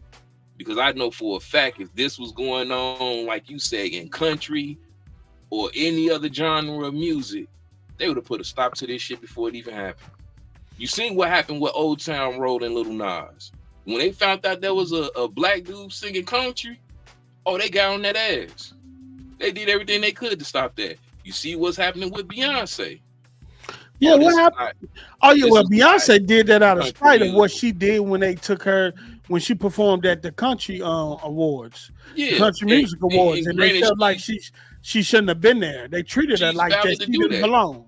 Yeah, I'm gonna teach you a lesson that I am, and I'm gonna top y'all and go over here and get on y'all. No, she's saying we created this shit. How you telling me? No, I don't belong at a place. Her energy that she's carrying over there is like, I'm gonna do one better. I'm gonna make an album, get on your charts. You can't stop me because I am in that genre of music. And then on top of that, I'm gonna top all your artists that's out right now. I commend her for it, but she's getting kickback from it. They trying to fight her tooth and nail with that. Yeah, man, look, man. But I'm saying that to say they got a standard with it, even though it isn't theirs, they fighting tooth and nail for it. We need to put a standard on hip hop. I know I sound old as shit, but first of all, we need to take this ain't it. Well, the issue is that we don't have control of hip hop. We don't have control of none of the genres that we created. Man, right? Rock and roll, we created country, folklore, all the jazz, all that, we are the original creators of a lot of what goes on in the music industry, and we have no control of any of it. And the music is dictated by people outside of it that don't even give a fuck about the art of the music. They just making money off of it. Thank you. And then using it as a tool to push an agenda and to continue to brainwash and control the minds of the young. Because one thing, each new generation starts off fresh. Every time a baby comes into the world, They have no understanding of the world that they're in. So they Mhm. like an open notebook. They willing to learn. I was told if you take a baby, right, that's newly born and put that baby around 10 different languages, by the time that baby 10, they will be speaking 10 different Oh, 10 languages. different languages. Yeah. And so that's why when kids are kids and they're baby, they're at the most vulnerable stages in their life. And then how do you do that? Well, you do a lot of things we could get into. Let's start And with the umbilical, just clipping the umbilical cord too early, and not letting them all them stem cells that's from the what's the name, dry up and allowing that baby to consume. Oh yeah, the placenta, allowing that baby to consume all those stem cells, right? You know what I'm saying? You cut that off. Then you go. You see what's going on with that though, Post? What's up? The World Health Organization and the doctors are having a concern because after COVID, there has been a massive decrease in births, in childbirths. Oh, because the fact now we're not having as many childbirths, which means they not getting these placentas for these stem cells, which they send these jokers out to other countries to do research. Well, I mean, yeah. Well, process, people say that some of them COVID shots had sterilization. And, you know what I'm saying? And I can see that. I can see that. It's certain races and stuff that's on decline because they're not procreating amongst their own. And then what are you talking about when you're talking about I'm gonna be right back.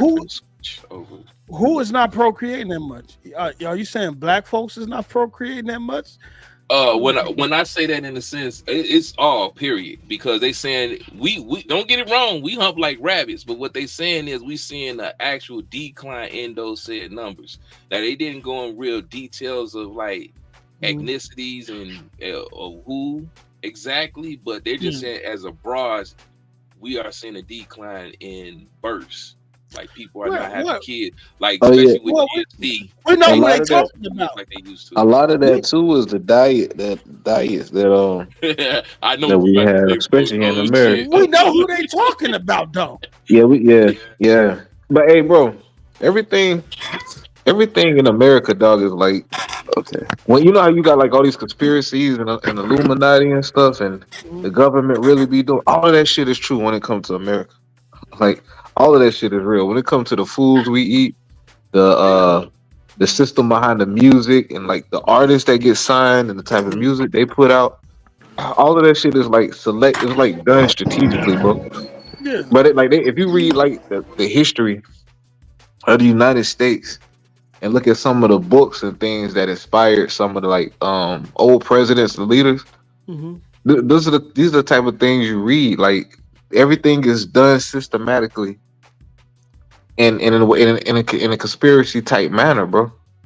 Well, yeah, I mean the CIA created a conspiracy theory department to combat the real life conspiracy theorists.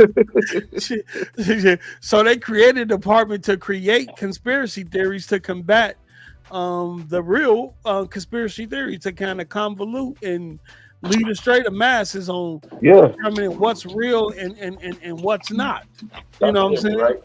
But I mean, no, this is real. Like this is real stuff. Like the Jim Crow laws and laws to oppress blacks, bro. Like these are things that were really, so people sat down and really thought of and authored a book. This is how you oppress the black society, bro. Like anything you can think of and you think it's conspiracy, nah, America really done did that shit.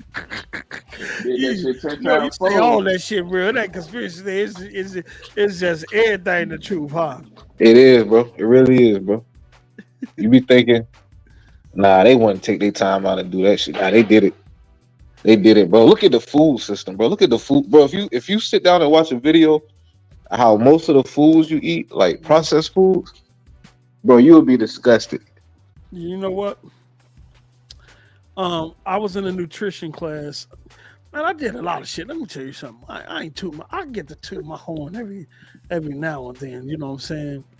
IT classes. The Can y'all hear me? international. Yeah, we can hear you. I was in the international journalist program, and I was right. Let me tell you something about this, Noah. God damn it, you brought up some shit. I was in Talk to me, bro. Talk to me. I was in a nutritionist class back in the community, the same community center I was taking my IT classes in the late 90s, early 2000s. And we had this nutritionist. She was thick. OG, but OG was super thick. But when it came to nutritional stuff, she knew her shit. She showed us a video about how they do cows, right? And it showed on the video they keep cows in closed, confined spaces, so body and fat can grow on them. They can get extra big. Same with the pigs, but these cows are drinking the water from the same little pit that they piss and shit in. Like, bro. Yeah, bro. And the things that was going on, the brutalization, the mutilization of the animals and how they treat them and things like that, it was crazy. And you seen like cows and pigs getting knocked in the head with hammers and things like all types of shit, right?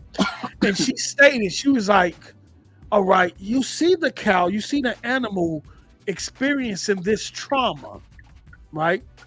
This trauma. What happens to that trauma when you go eat that meat that from that animal that's been traumatized? Right. Yeah. Contaminated, bro. You not only that it's contaminated, you consume that trauma. The trauma. Yeah. Yeah. And not only that, that's on a spiritual, biblical situation. That's the reason why Indians, when they used to actually hunt and we used to go out here and kill our own, you pray over the food. They pray over the food. That was the real reason for that. That's what halal spots. When you go to halal spots, all of their meat is prayed over.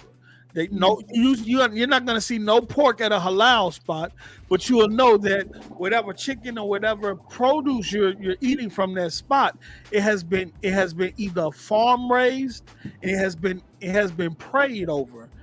And when I'm watching this video and I'm seeing some of the worst, like shit, I would never ever, and this is at a young age, shit, I would never ever expected to see. Like some people just got some people just fucked up, bro. Some people is just like really, really, really fucked up. And that's one thing the video showed me, and how these people was getting off treating these animals that wind up in our grocery stores. And she was like, when you go in this grocery store and you eat that piece of chicken, all that trauma is in that meat. All that fear, trauma, that everything, you eating it, you consuming that. And I never thought of it like that. And that's the crazy part about like you said, with the government, in the sense they call it a conspiracy theory, but there was never no food shortage. You know what, Don? That was never a food shortage. Nah, but what we eat ain't even really food. And I'm saying, in the sense of they said that and justified the mutilization of massive cows and animals and stuff to justify $1. And they just deemed it as being, quote unquote, we in a food shortage. So now we have to find an alternative, which is giving us this BS GMO bullshit. That's what I'm saying. That doing more harm than good. Yeah, that genetically modified, but that stuff that we eat now ain't really. You can't really classify that shit as food, bro. If you really look at how that shit is made, and then I say it's systematic because it makes you sick. And every time somebody gets sick, who gets paid? The farmers. It's all a big It's all about a big profit, big money. The industries take care of each other. Actually, they saving money by feeding you cheap. They can't even call it food. Cheap process. Knowing it's making you sick. FDA not regulating it properly. They don't care because they getting a cut.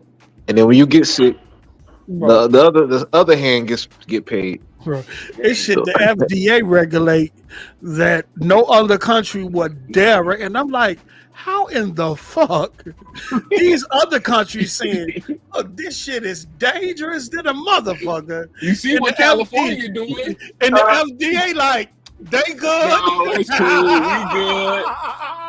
Hey, Yo. that one bag of chips that gave us $1 billion yearly plus. Yo. Nah, they good out Hey, here. yo. You see what California doing? They said, hey man, that red dye shit, if y'all got that on their Takis, that shit is killing motherfuckers. Yeah. Ban this shit now, Lord.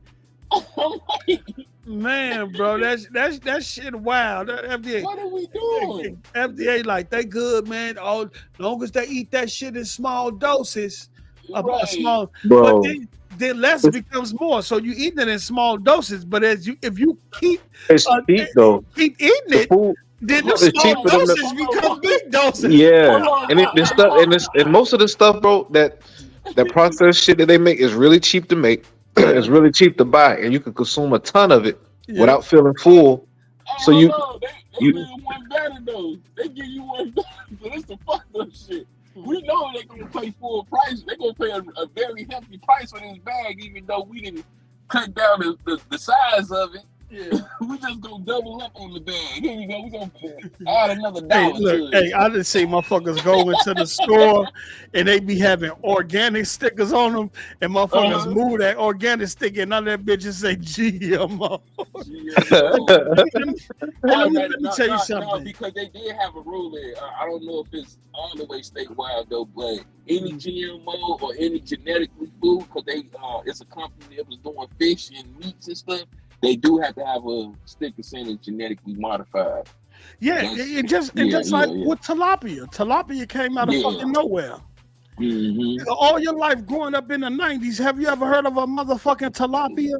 Yeah. No. You I ain't heard catfish? of a sticker for it either. You heard of a catfish, a perch fish, and all this shit? What the fuck a tilapia come from? But motherfuckers eating that shit. And then I heard with the tilapia, they put them in toilets.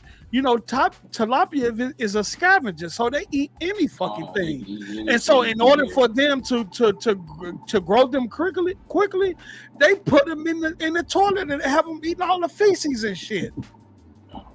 This is a motherfucking. And let me tell you something. I know And- they and- got fish farms, but they put them in tubs. They not. Yeah, man, tubs, toilets, man, they they get them motherfuckers grown fast, them but just eating in. Just like the shrimp. They all shrimp, scavengers, all that shit. Let me tell you something. The roaches of the sea. Let me tell you something. Yeah, catfish too. Catfish I- is still Those roaches be good though. Yeah, you love them roaches. Yeah, them facts. roaches. But I just ate some shrimp, bro. I just ate some shrimp. I don't care. You saute your roaches or you pan sear them roaches? You know what I'm saying? What you deep frying the roaches or you pan searing them roaches, brother? You boiling the roaches.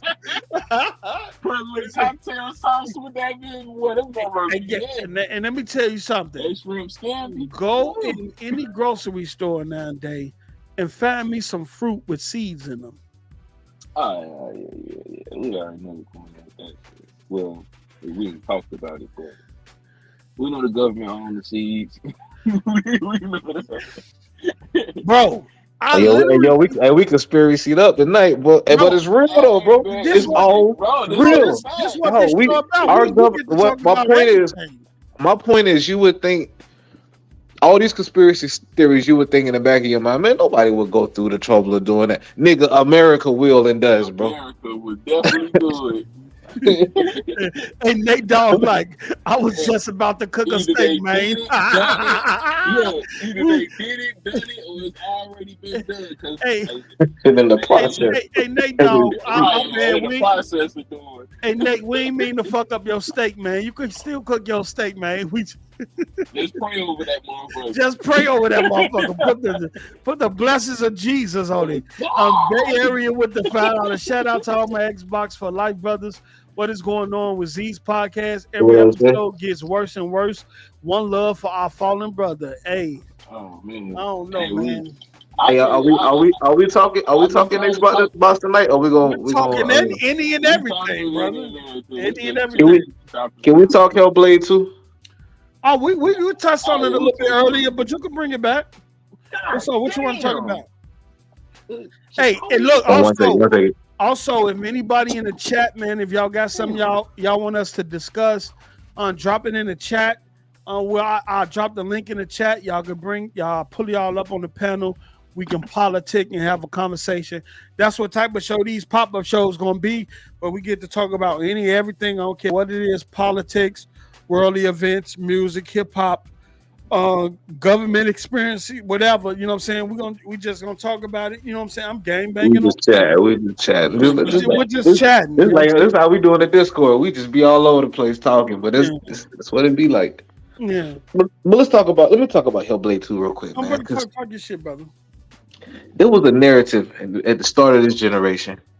People said, when I say people, you know who I'm talking about. They said the Xbox Series S would hold this generation back, right? There's only one platform pushing Unreal Engine 5 games for first party, right? Yep. These games are pushing the envelope so far that the developers have to render the game at 30 FPS on console. But these guys are talking about Xbox is holding the generation back. You want these last gen engines playing these last gen and cross gen games running at 60 FPS. Instead of developers really pushing the console. Pushing the console means the games are running at 30 FPS. If we're talking visual standpoint, right? The more time the console has to render a frame, the better image quality, or the better graphic quality you get out of the console. So yeah, it makes sense that the game is running 30 FPS. It's not a fact that Microsoft lied or what's his name? Not Phil, but the Aaron Greenberg. They didn't lie. They've always said that we can make the most powerful console in the world. Developers are going to push the titles to run 30 FPS to give you the most visually impressive title anyway. He said that. They quote. He's quoted saying that, but people don't repost that. People repost 120 hertz, 60 FPS. It was never a promise, bro. Yeah. That's a standard set by the console, but that was never a promise. If you want the most visually impressive games, the console needs time to render those pixels and those graphics. The game should be pushing these consoles, not the 30 FPS, but 15 FPS, right? And when we get the mid-gen refresh or the next gen or whatever comes, then these games are going to run better on that console. But if we really want to see games progress, the software is what pushes the hardware. And the hardware is what pushes the software. It's a cycle. It's not about every game running 60 FPS. It's about, Well, the PlayStation been holding this generation back. The PS5, right? Yeah, that's what I'm saying. And the fanboys are right there with them. Like, if you want every game to run 60, then you're not looking for the most visually impressive titles, because you got to give up that 60. You got to give up that rendering time. It's the lead console too. So everything starts there. By the time it gets to the Xbox, the Xbox got to dumb itself down. You feel me? Let me tell you something, man. And let me piggyback on that real quick, right? Let me make this point, right? PS2 games that ran on the PS3 ran at what frame rate? Hold on, let me use the best one. Go ahead, Cook. Mello. Let me ask you, buddy. Below 30? No. No. PS when the PS3 first came out, right? And they were playing cross-gen games, PS2 games. What frame rate did those games run? I don't know. I'm gonna say 30. No, 60. They were running the last gen games at 60, right?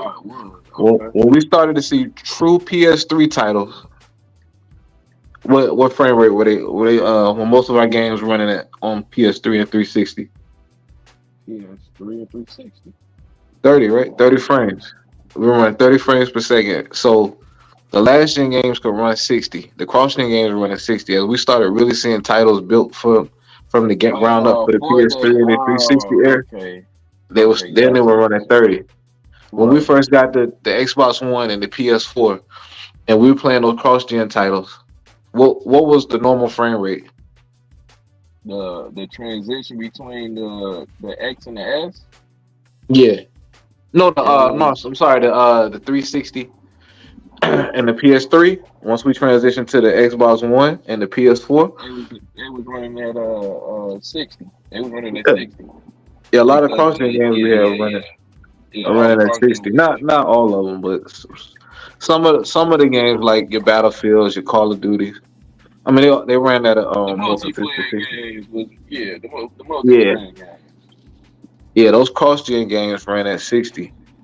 That's And what the I say. same shit, bro. It's Like, just weak ass banning from old ass people. And if they like that shit again, I fuck with everybody. They do what they want to do to make their sales. But if y'all, I told that had them earlier, like if these niggas really love fucking video gaming, y'all like doing more harm than good.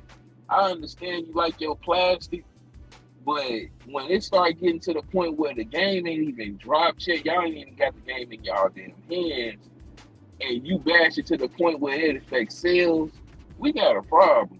Because this is the reason why developers don't want to jump out there and give us these new, real, brand new experiences with these consoles and with these games, because you motherfuckers bash this shit all the damn time, and it's affecting sales. yeah, Like, man, they not real it's gamers for one, retarded bro. to me, and I can't. I'm glad I double down any chance I get. I'm gonna keep saying it when we speak on it. I thank God the console war is done. Yeah, I'm happy as fuck that it's done, because now the attention can get back to the actual game, the fucking talent of actually playing something and the enjoyment that you got out of it. Not because, oh, my controller can shake in my fucking hands, or I got a dope UI on my Xbox. I can't stand this fucking narrative. This shit's disgusting. And I get it.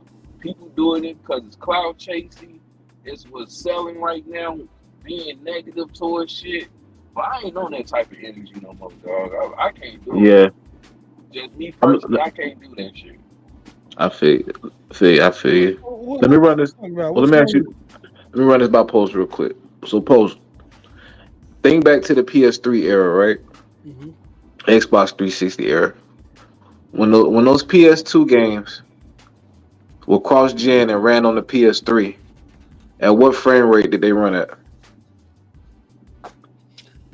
Did you talk about the PS2 games? Yeah, Cross-gen? those cross-gen games. Yeah. They didn't run well. Shit. Which one? Which PS3? The burnt one that was backwards compat?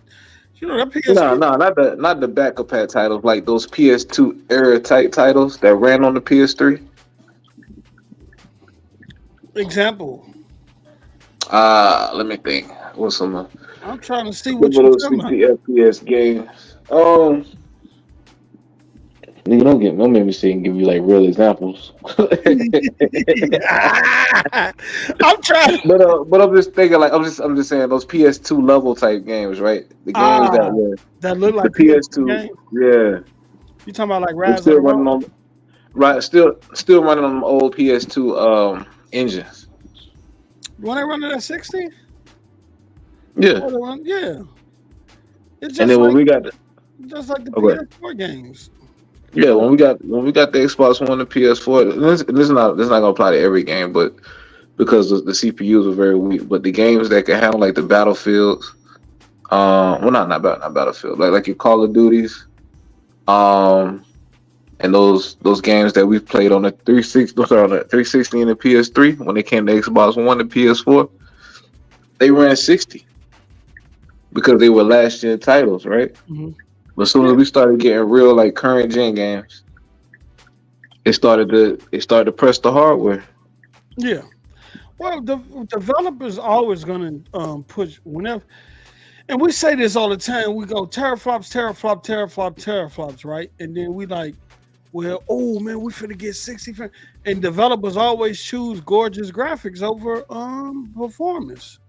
Yeah. And the performance always take a hit because they're gonna say, well, we'll give you 60 frames per second mode, and we'll draw back this and pull this back.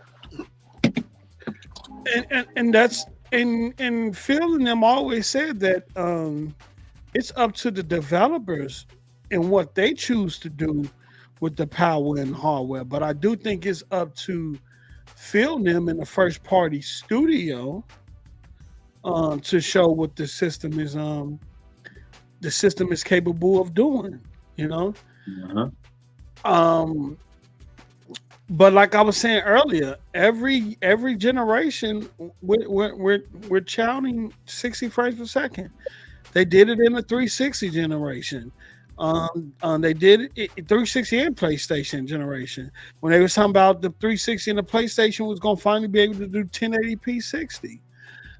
They did it in the Xbox One and that generation where we're talking about 4K gaming at 60 frames per second. Right.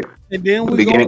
Yeah. But they're always talking about the previous gen games, like the previous gen of games running at those quoted, resolution and frame rates. Even though the PS3 was supposed to run two displays at 1080p and was like 120 hertz a piece or something like that. Yeah. What talking about with the cell chip? The cell chip. Yeah. Yeah, and that never came to fruition. But the fact that the games that are running 60, they're not really pushing they're pushing the hardware to a degree from a performance standpoint, but I'm talking about visually. Visually, if you want to get the most out of any hardware, you're gonna have to give up some of that render time. My thing is this though, Noah, because of what you just broke down.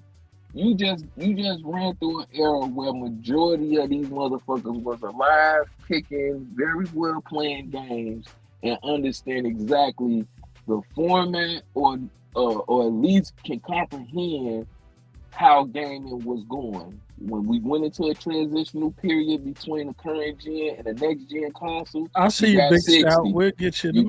You got 60 frames per second. When it just became next gen only, we got the 30, and then they built on that, and it went from there. It's like an ongoing fucking cycle. Why the fuck are you not sitting here educating the people on this is the way shit go, instead of you want to do a console war about some shit just to get motherfucking money and clicks and views? That shit is cancerous as fuck to gaming. Yes, bro. And that's why I got the issue with. Look, I would say this. We all knew Hellblade was gonna be 30 frames per second. Come on now.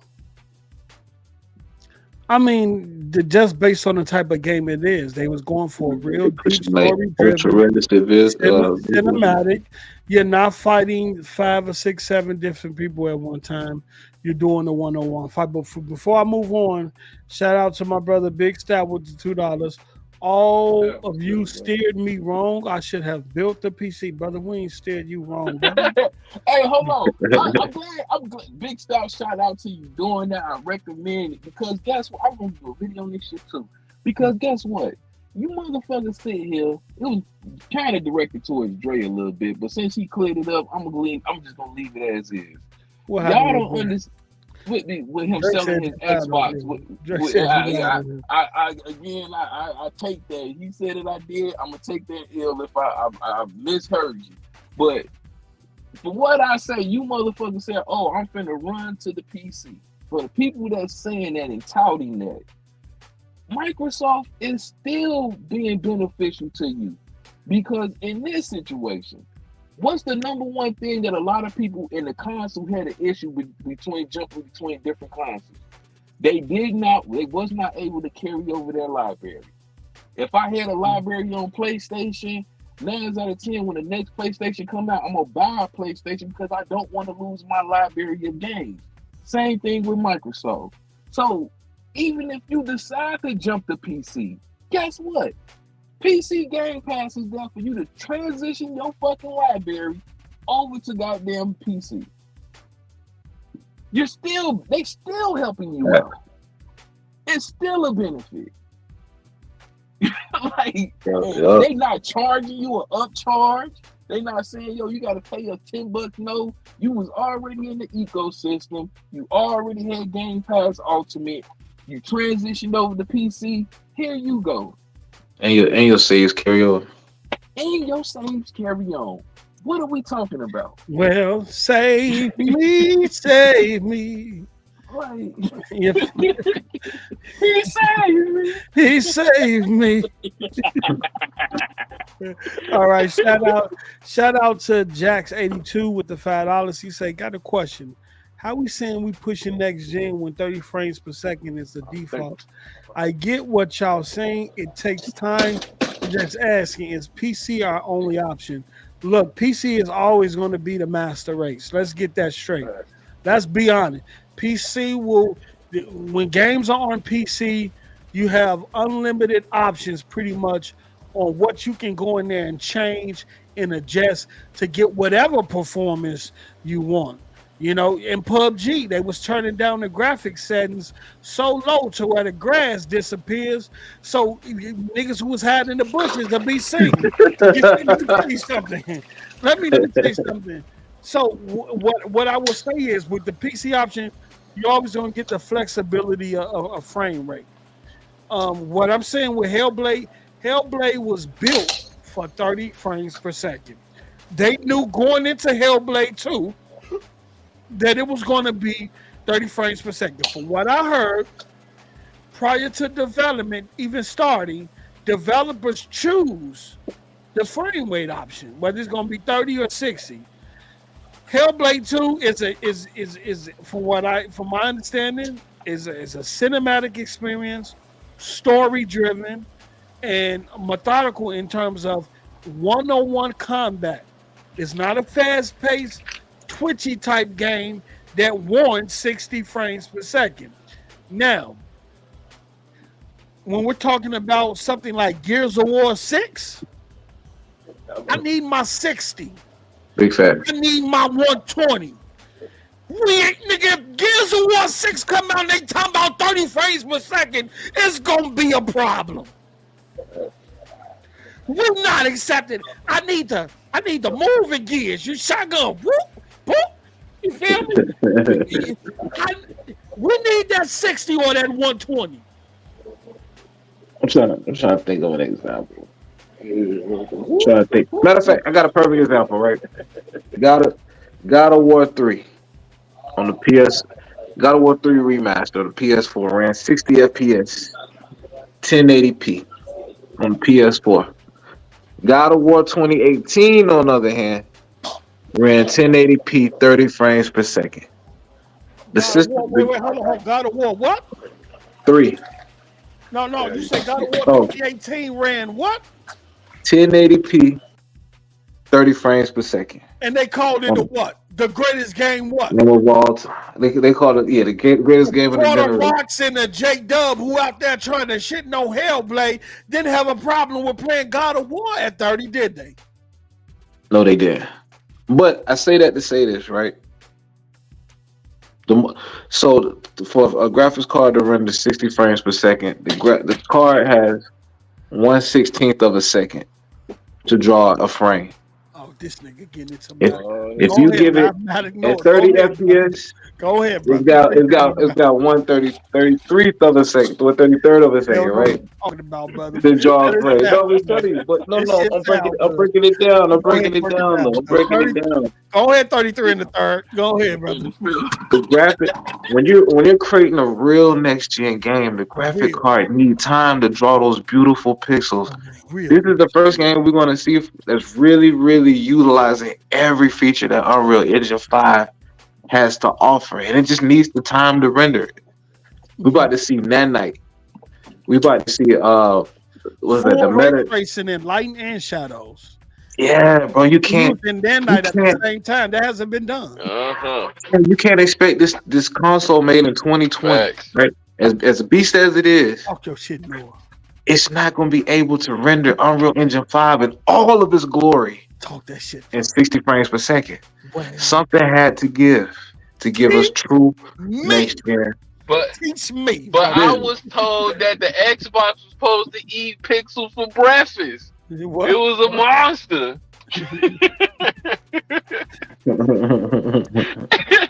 I'm joking. I'm fucking around. Only one console platform is giving you true Unreal Engine 5 in its full glory. That's all I'm saying, bro. There's a reason why these PS5 games run at 60 FPS with no problem. They PS4 games in disguise. That's all I'm saying. Wait, Continue. what you say? I Well, said there's a lot of these Okay. PS5 games are PS4 games in disguise. Yeah, that's what I'm saying. That's the Yeah, reason why these PS5 why they- games are running. That's why they running- got the performance boost. That's why Exactly. they got no problem when they say, nigga, Sony told y'all.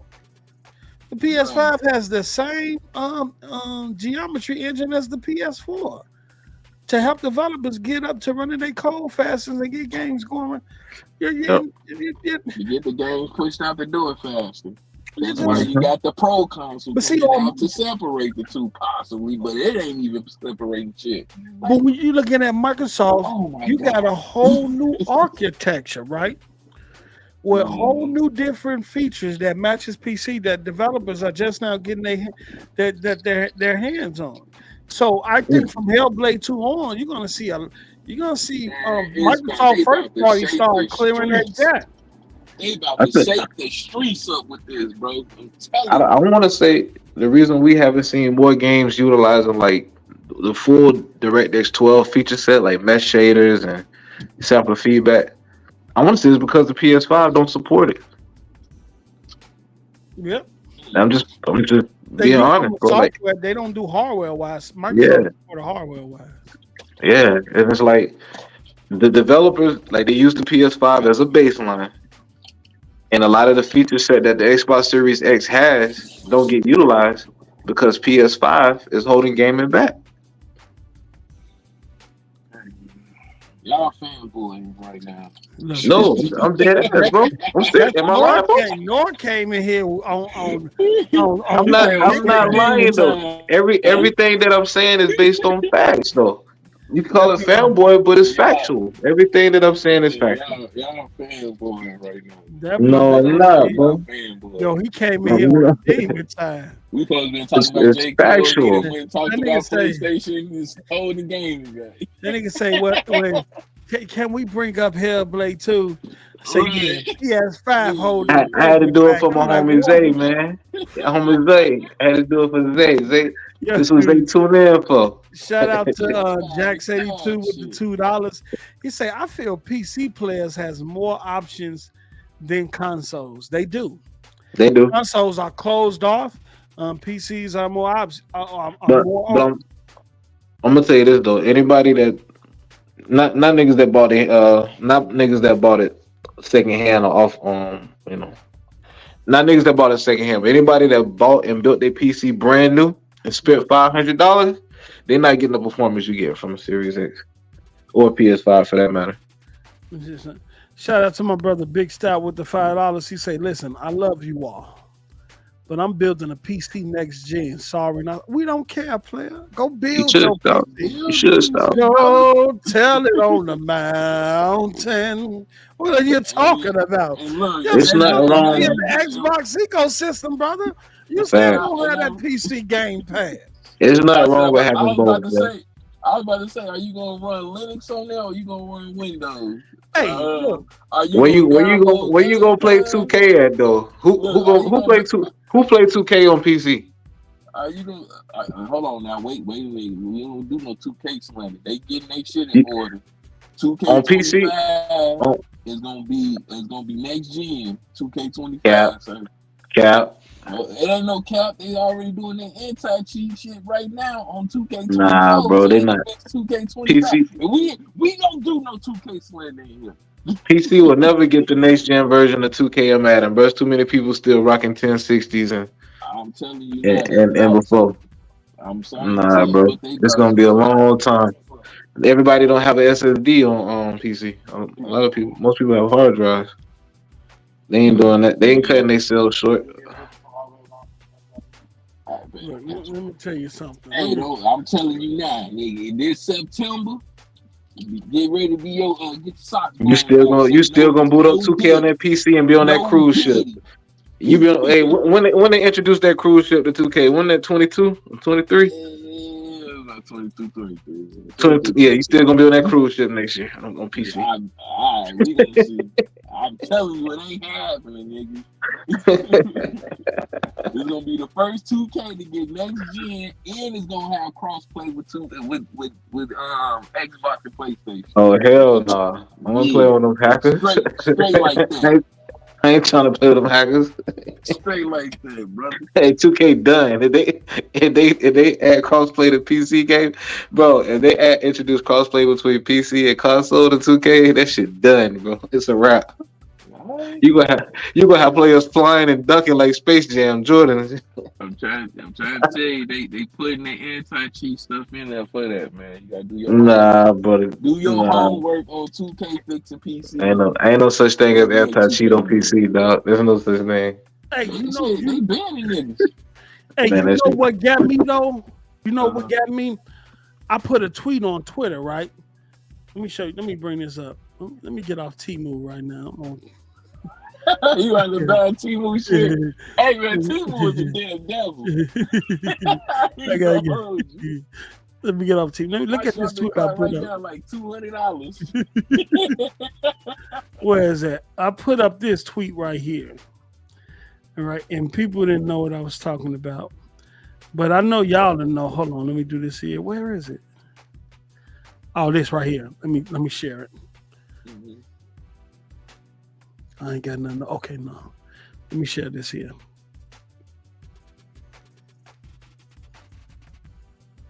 Here we go. I brought up this, right? Oh, snap. It says, remember when the Never Never Pony Association said this would never happen, right? Big and then you know what they got jumped in the conversation. Now look what they're saying, right? That fell out. That happened 8 years ago, right? With Minecraft, right? No, it did not. No. We knew that already. It was totally different. Yeah, back then they said Minecraft was the exception because how big it was, right? Mm-hmm. But when it came to cross-play, progression, when J-Dub and Porter Rock and Z said and that money, Sony and Big Money and even Thrash said one of the reasons why Sony would never allow Xbox games on their system because they would have to sign up to a Microsoft account. Hello. I know what the fuck I'm talking about. Huh? I know y'all remember that. I remember it. Sony will never allow Microsoft to cut into their fan base. They will never allow them to get access to their user data. I remember that so vividly. Oh my God. It will what their ecosystem? It will hurt their huh? Oh, and that so what you saying is Sea of Thieves is a Trojan horse? Hello. Huh? Minecraft was already on the platform, so they couldn't do it with Minecraft. Call of Duty got them through the door. Thank you. Call of Duty kicked the door in. And so this what I meant by this tweet. People telling me about Minecraft. They said Minecraft was the exception. Right? But when Sony will never put their games on Xbox, allow Xbox their game. Sony wouldn't give Microsoft access to their user data like that with these other games, huh? Sony wouldn't allow their user base to sign into a Microsoft account or Xbox Live account. That was a lot. Well, then he go third. When you sign into does it say Xbox Live or does it say Microsoft? That's a Microsoft account, my nigga. That's not Xbox Live. You dumb fuck! It's all the same umbrella. It's all the same shit because you need a Microsoft account for Xbox all Live. going to the Azure server. It's all going to the same server. That's why I be like, Right. why do y'all listen Hey, to he didn't necessarily these say that niggas, bro? shit. That's some shit he would have said though. I'm like, why do y'all entertain these niggas, Yo. bro? But we was So told. this is my thing, Post, but you putting that up because this is why I said the 3D chess, and you know everybody attacking did that FY, you know they XYZ. When Microsoft say I go in the next 5 years or something like that, it's 200 million, or we're gonna see 100 million Game Pass subscribers and subscriptions and services. Do this look like it would be far-fetched? And this ain't even including the mobile situation yet. Yeah. This ain't including what they about to do with mobile and the possibility of this whole Epic situation. This is just them dealing with PlayStation. I wonder if you can earn Do you achievements on still your think that shit is far-fetched? They said this will never happen, my nigga. Can you earn achievements on Sea of Thieves for PS5? No, you on trophy. Nah, it's only trophies. It's All the about trophies. It's about 900 of them bitches too. Go That ahead. should have been dope if you earned Go achievements. ahead, go crazy. I know you're gonna pull it up. I know you done purchased it already. You want to see how it feels? Nah. Just don't you? I already got it on the best console, brother. You want that But- haptic feedback with the water flow. But when I made that statement, it was based off that Sony wouldn't allow their community to sign into Microsoft servers, and that Minecraft was the exception. And now here we are seeing it now that Sony is allowing their community to decide to link their accounts to a Microsoft account, which they said Sony wouldn't happen. Well, never. Sony will protect their base. They will protect their monthly active users. Sony is not going to give Microsoft their monthly active users so they can boost their MAUI and stuff like that. Well, They ain't got a choice. it's happening right in fucking your motherfucking eyes. See, I don't forget shit. Man, I ain't forget them bars. So when I was writing them bitches I can still write in my head though. I'm not as good as I was when I was doing that shit repetitiously, but I'm still good though. I can still do a first two like in my getting on head. that bike, man. Come on now. You know what it is. You feel me? If they heard what I heard in the background, it ain't nothing but like riding on that bike. Stop. You know what I'm saying? You know what I'm saying? I get that nigga a good 30 a month, a good 30 days. Yeah, he'll be right back doing his one too. Stop. But that's what I meant with that tweet. But let's talk about it. It's something else I want to talk about. Because see, Norton came up here and started some shit. We're supposed to have been talking about. We're supposed to have been talking about the UFOs and all types of shit. You know what I'm saying? Man, you know we gaming that hard, bro. Blue ass telling me to throw a break in the window. I got some. Yeah. That's what I do. Castle one, niggas. And I indulge it because everybody like to say, "Oh, you being a hypocrite, Mello. You know about this with the black." No, I'm pointing out hypocrites. It's a difference.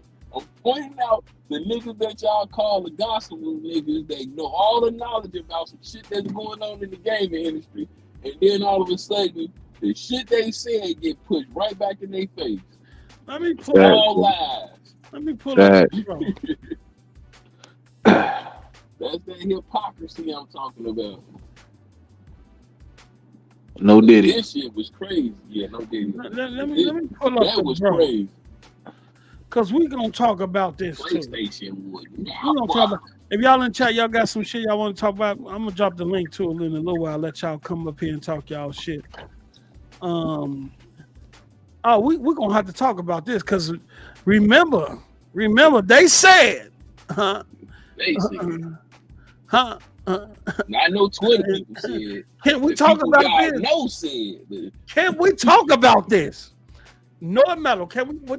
What do y'all see on the screen? Oh man, you wrong for this post. Oh no, you wrong for this post. We gotta talk about it, brother. You wrong for this. Oh no, brother. You missed PSVR 2, bro. You missed PSVR 2. Yo, Rise up. Final Fantasy. You know what gets me? They're sitting up here talking about the resolution of Hellblade 2 in 30 frames per second when Rise of the fucking Ronin looked like a PS3 game. Literally. Yeah. Literally. Hey man, they said that game is fun. You know what's crazy? The last thing It ain't about the visuals. It's about the fun fact. Oh, now it ain't about the visuals no more. See? My nigga. So, It's about the story. my question. my question. What happened, fellas? What happened? What happened with? they say Phone Stars lost 95% of their player base. Damn. 95. I thought it was 98. Oh, maybe. Did they throw the bots in there like they did on? Did they throw the bots in there like they did on what's the name? What was the card game? You say through the pole, yeah. It's just yeah. The Destruction All Stars when they lost a majority of their fan base. I'll never forget that stream where Z was streaming that shit with Kratos and Kratos in the background like, yeah, this fun, Z, ain't it? Look at that. And he's making a noise, a car noise with his mouth and shit. Look, I'm having fun, Z. Look, I'm having fun, Z. This is fun. This is fun. I told y'all this is a bang, and Z sitting up there like, this is bullshit. Yo, hey, bro, I got the lost tape somewhere. I gotta find it. With me, D-Batch, King's Blood, Z. We always playing Sea of Thieves and having the time of our lives, bro. Bro, you need to find that because they was enjoying that shit. Yeah, they was love that shit. Enjoying that shit, bro. So Rise of the Ronin flop. They don't even talk about that no more. It seems like Final Fantasy Rebirth is floppy. It's trailing behind the first Final Fantasy remake, and it looks to drop some more. They say. Phone Stars, they don't even talk about it no more. You don't even see no videos of people playing it no more or anything. And then Helldivers is mostly carried by PCs. The same shit they clown the Xbox user base for. What the fuck? And you gotta add J-Rock gotta add PSVR 2 to that list. You don't even hear about that shit no more. At all. Well, they're working on the PC driver. Yeah. They're working on the PC driver. You know, only nigga that probably played the PSVR 2 is Christopher Hart. Christopher Hart. That nigga the only PlayStation player in the world that played.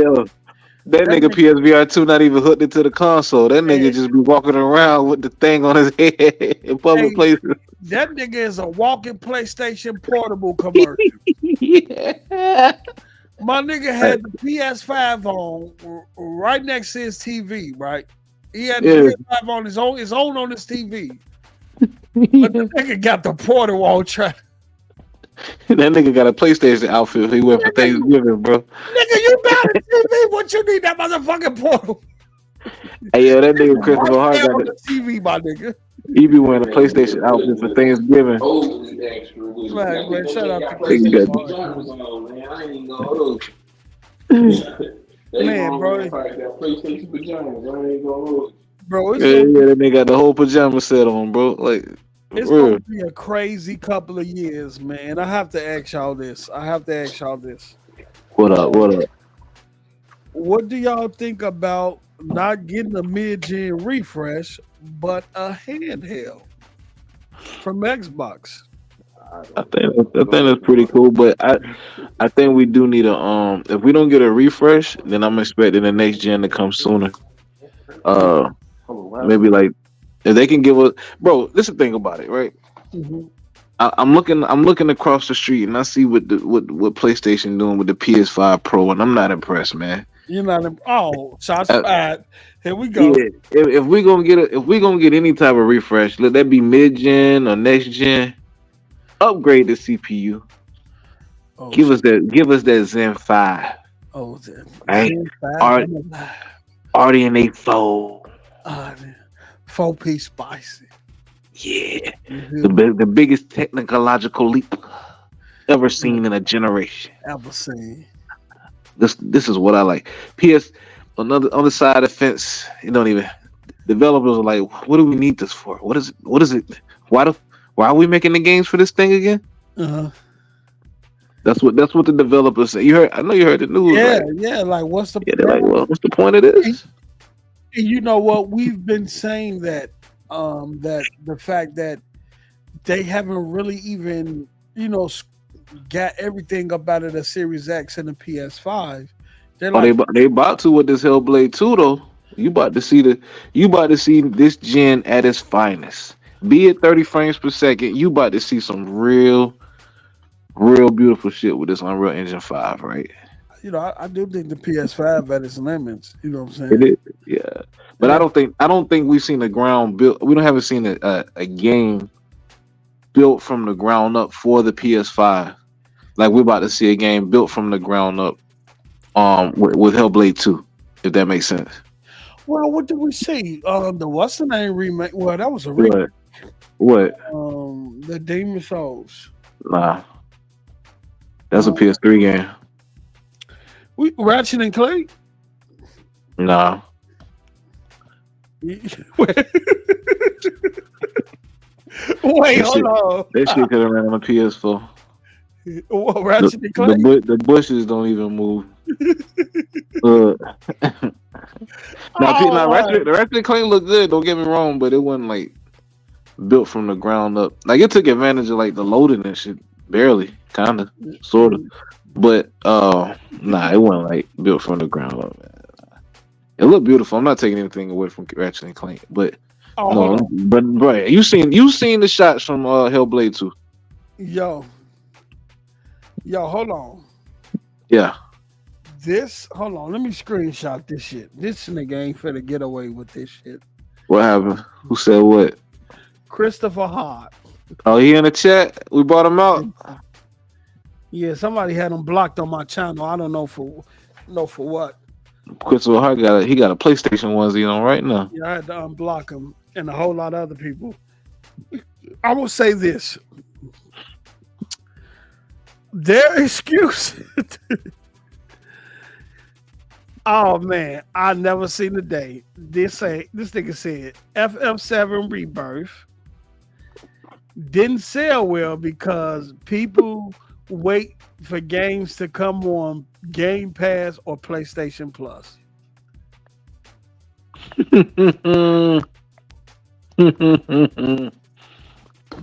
Final Fantasy gonna see most of its sales on PC when it come out. Did you hear that right? Yeah. Hold on. Now think about this though. I thought PS Plus was nothing like Game Pass. I thought PS Plus wasn't PlayStation answer to Game Pass. I thought y'all supported the developers. What happened, Christopher Hart? I thought y'all supported developers.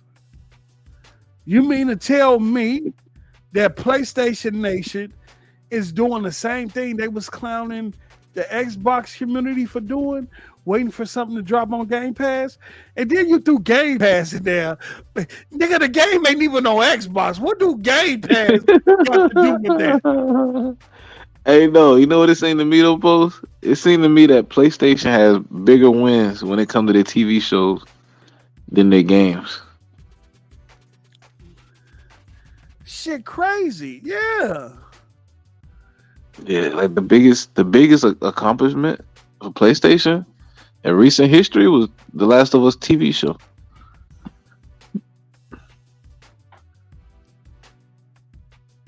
This shit is, the nigga just tried to throw Game Pass in there.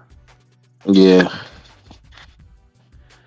So he's saying that the PlayStation community is waiting for Final Fantasy Remake to show up on PlayStation Plus. Yeah, bro.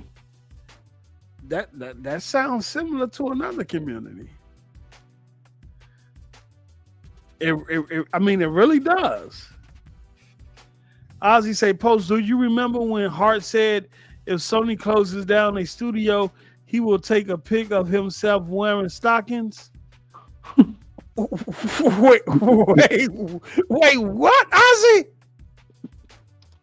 And you got the receipts, Ozzy? Oh yeah, I think he did say that. Who's like Hart?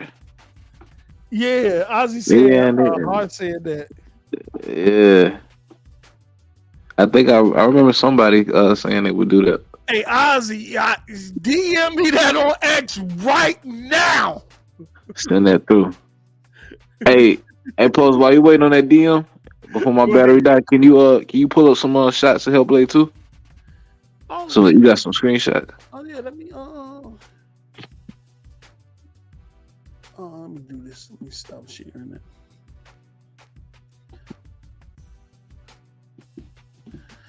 Oh, Ozzy, make sure you send me those receipts. I'm finna get his ass. That nigga gonna have them sandals. That nigga keep a pair of sandals. I'm gonna be real with you, Post. I don't think we're gonna see the PS5 Pro till next year. And if we do get like a next gen Xbox, I think it'll be 26. You know what got me? I'm surprised that Hellblade, the previews of Hellblade was so good. I gotta watch that little what's the name they did on How's he posting in the Discord? Man, Okay. post some of them screens, bro. Post some of them screens. I got like 70% of my battery. So I'm gonna be You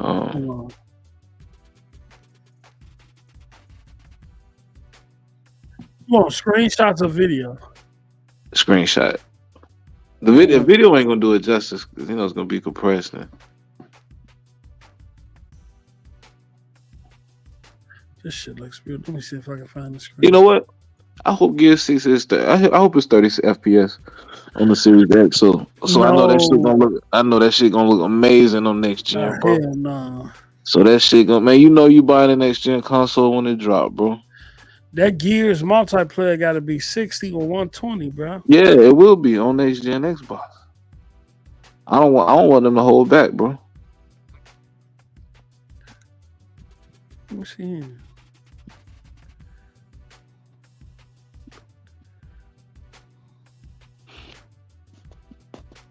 Why them pictures I had? Let me see here.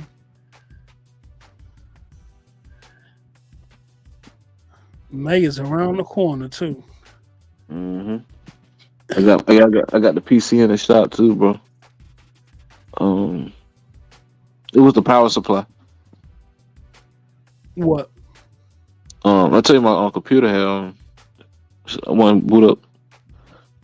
So I've been podcasting from the phone, but the issues with the power supply. And I didn't feel like taking that shit apart and diagnosing it, man. I just took it to a shop, man. Paid them to do it. Bro. We do not need you fuckers. I ain't never had to break down my Xbox and figure out why the shit went cut on, bro. Like, hey, but see, that's the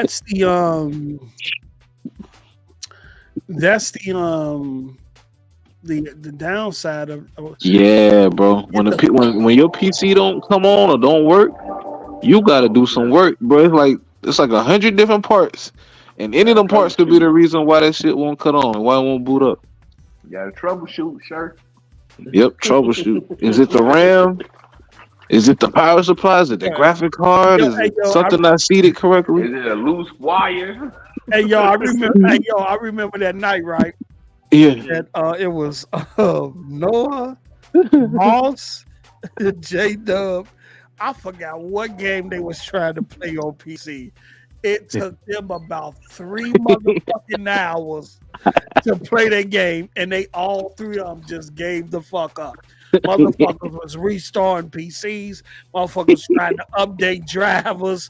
Motherfuckers was trying to come up with all types of shit, and they couldn't get it to. And that day was push Kratos back because he had that laptop. He had gaming PC laptop. Yeah. Nigga, that shit pushed Kratos back to console. Kratos like, I'm gonna deal with this shit, man. Thanks, bro. The worst person to ever game with, bro, is Moss. That nigga Moss gotta have every shadow, every setting, every texture. If that shit dropped from 60 FPS to 58 FPS, He gonna be like, that hold nigga on, like pausing it. Hold on, man, something ain't right. Like nigga, bro, we done spent hours on this shit already, dog. Still ain't made it past the first stage, I man. spent all that money. He gonna use all his power. Hey, that's the first screenshot right there. You see that motherfucker? And nigga, you gonna say Ratchet and Clank? Ooh, look at that, Bro. look glorious. Hold on, let me go to the. Look at that shit. Beautiful. Man. Look at Look that. at the pain in her face, bro. Look at The pain. you see them nanites. I see them little bitches. You see them nanites. I see them nanites. You see them little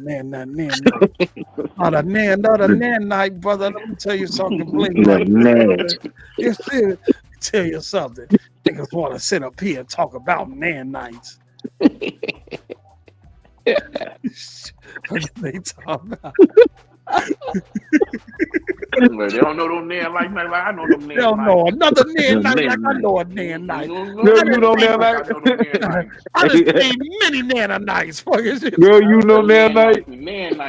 That graphic like me. You don't know nanite. Ain't no Diddy them cheeks. I don't even know why I read. I'm just going, ain't no Diddy.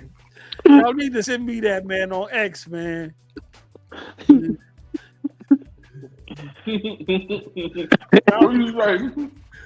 He said if Sony closes another studio, he was gonna put on some tights. No, they closed studios already.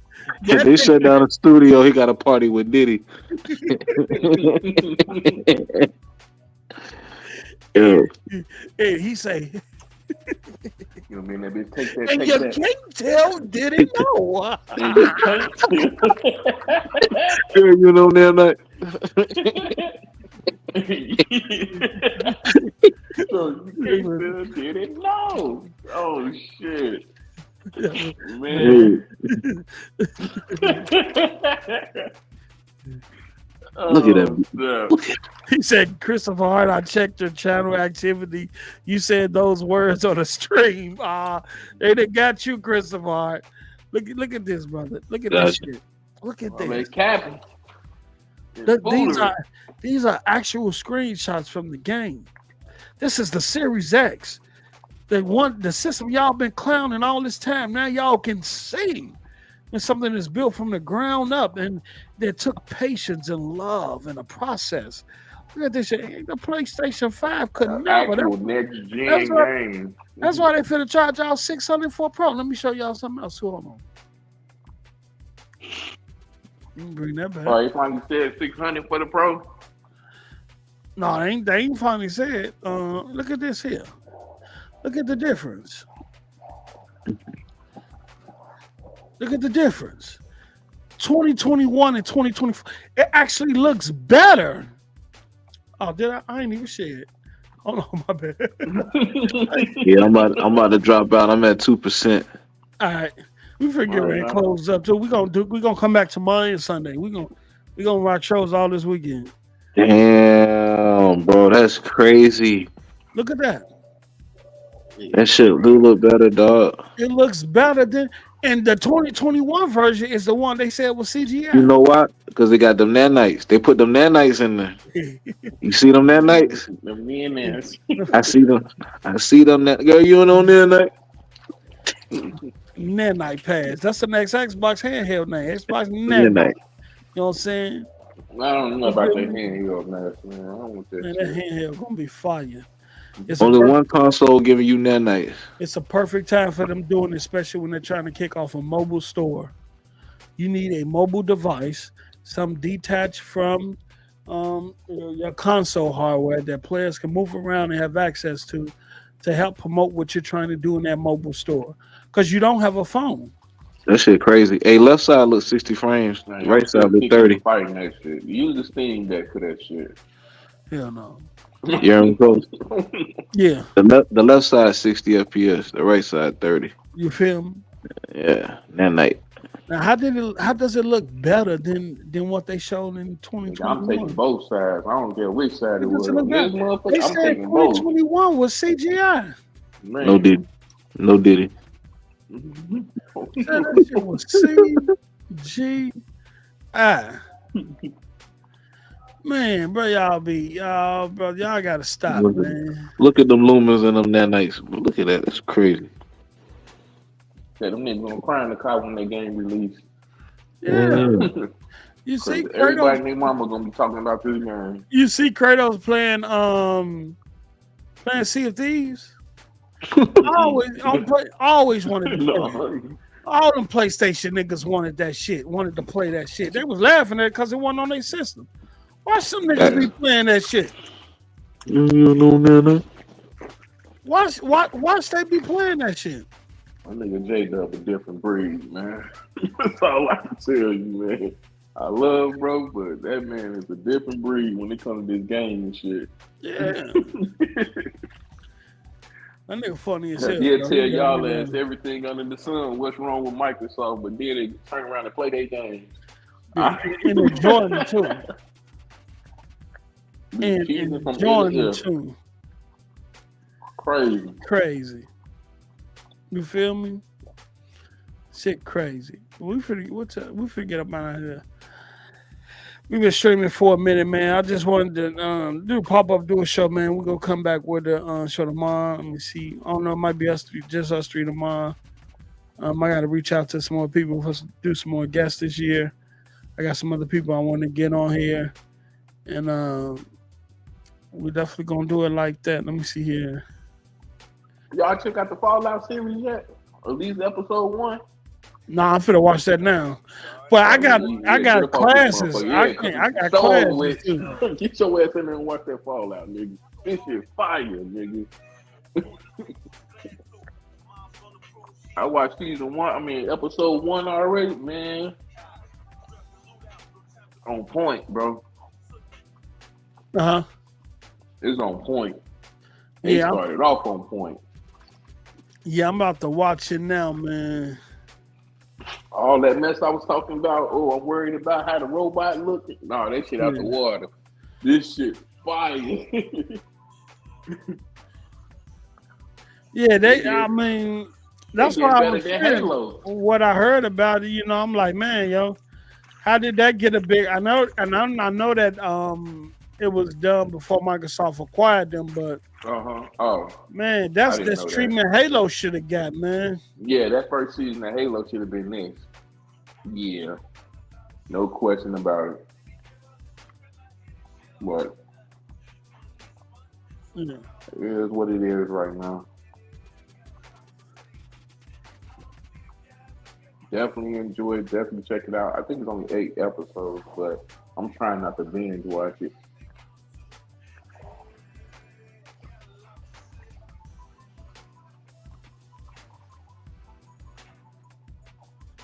Let me add this real quick. And then we finna get up on out of here. Thanks everybody for tuning in, man. We really appreciate y'all. And let me see here. Make sure you hit that like button on your way out. Hit the like button. Chat. This is just a pop-up show. It's so much shit. We didn't even get into the we still didn't get finished with the rap shit. The rap shit, or who we thought was gonna win, and between Drake and Kendrick, and how he got to battle Kendrick, Future, Metro Boomin, old Rick boy. Ross. Rick Ross, and Travis Scott, A$AP Rocky, and a singing nigga, and the weekend. Like he probably about to have one of the longest disses. He gonna give us the other 2.5. What was it? 3.5. J. Cole supposedly gave us. He said it's 7 minutes. He only gave us 3.5. Yeah, he gonna give us the other 3.5 and some change. Yeah, so man. So, like, bro, you got. I know we about to leave, but let's just be honest with it. On a personal level, just personal. Now, I'm not talking about rap because their image and celebrity is their image. You don't think it's some type of credence to what they saying about this nigga when you got everybody forming like Voltron against your ass, and majority of the people that's forming against you priorly helped in the music industry. When it came to music, everybody hates your guts now or got something to say about you. Well, he smashed Weekend, one of Weekend chicks. Wayne went to jail. He smashed his chick. He smashed Future chick. Folks just running through shit. Yo, that nigga full blown sniper. Yo, that nigga is Thanos. Yo, that nigga. Game. Hey, he probably just addicted to the Punani. You know what I'm saying? That's a that fact. nigga just smashed everybody. And I think that's probably what the issues that they got with him. Yep. And then continue his rampage of smashing all y'all chicks. This is crazy. This is insane. And this is all coming from the nigga that helped save y'all career in some shape or fashion. So you just had to tolerate it. You had to sit there and just take it. What the fuck? I don't know, man. We'll see, man. All right, shout out to Drake, man. We about to get on up out of here, man. I know we ain't start today with a intro, but we'll start with a little snippet of an outro or something I'm working on, man. Y'all have a good. We'll be back tomorrow with an official State of Gaming, where we'll talk about everything in the latest of gamers. I got to get back. Whole post foot to the fire on that show. Yeah, we good. I got to get back. That's why I'm finna get off here and go back into my Azure classes and knock this shit out before I start Security Plus at the end of this month. All right, so y'all have a good one, man. Be safe. We out.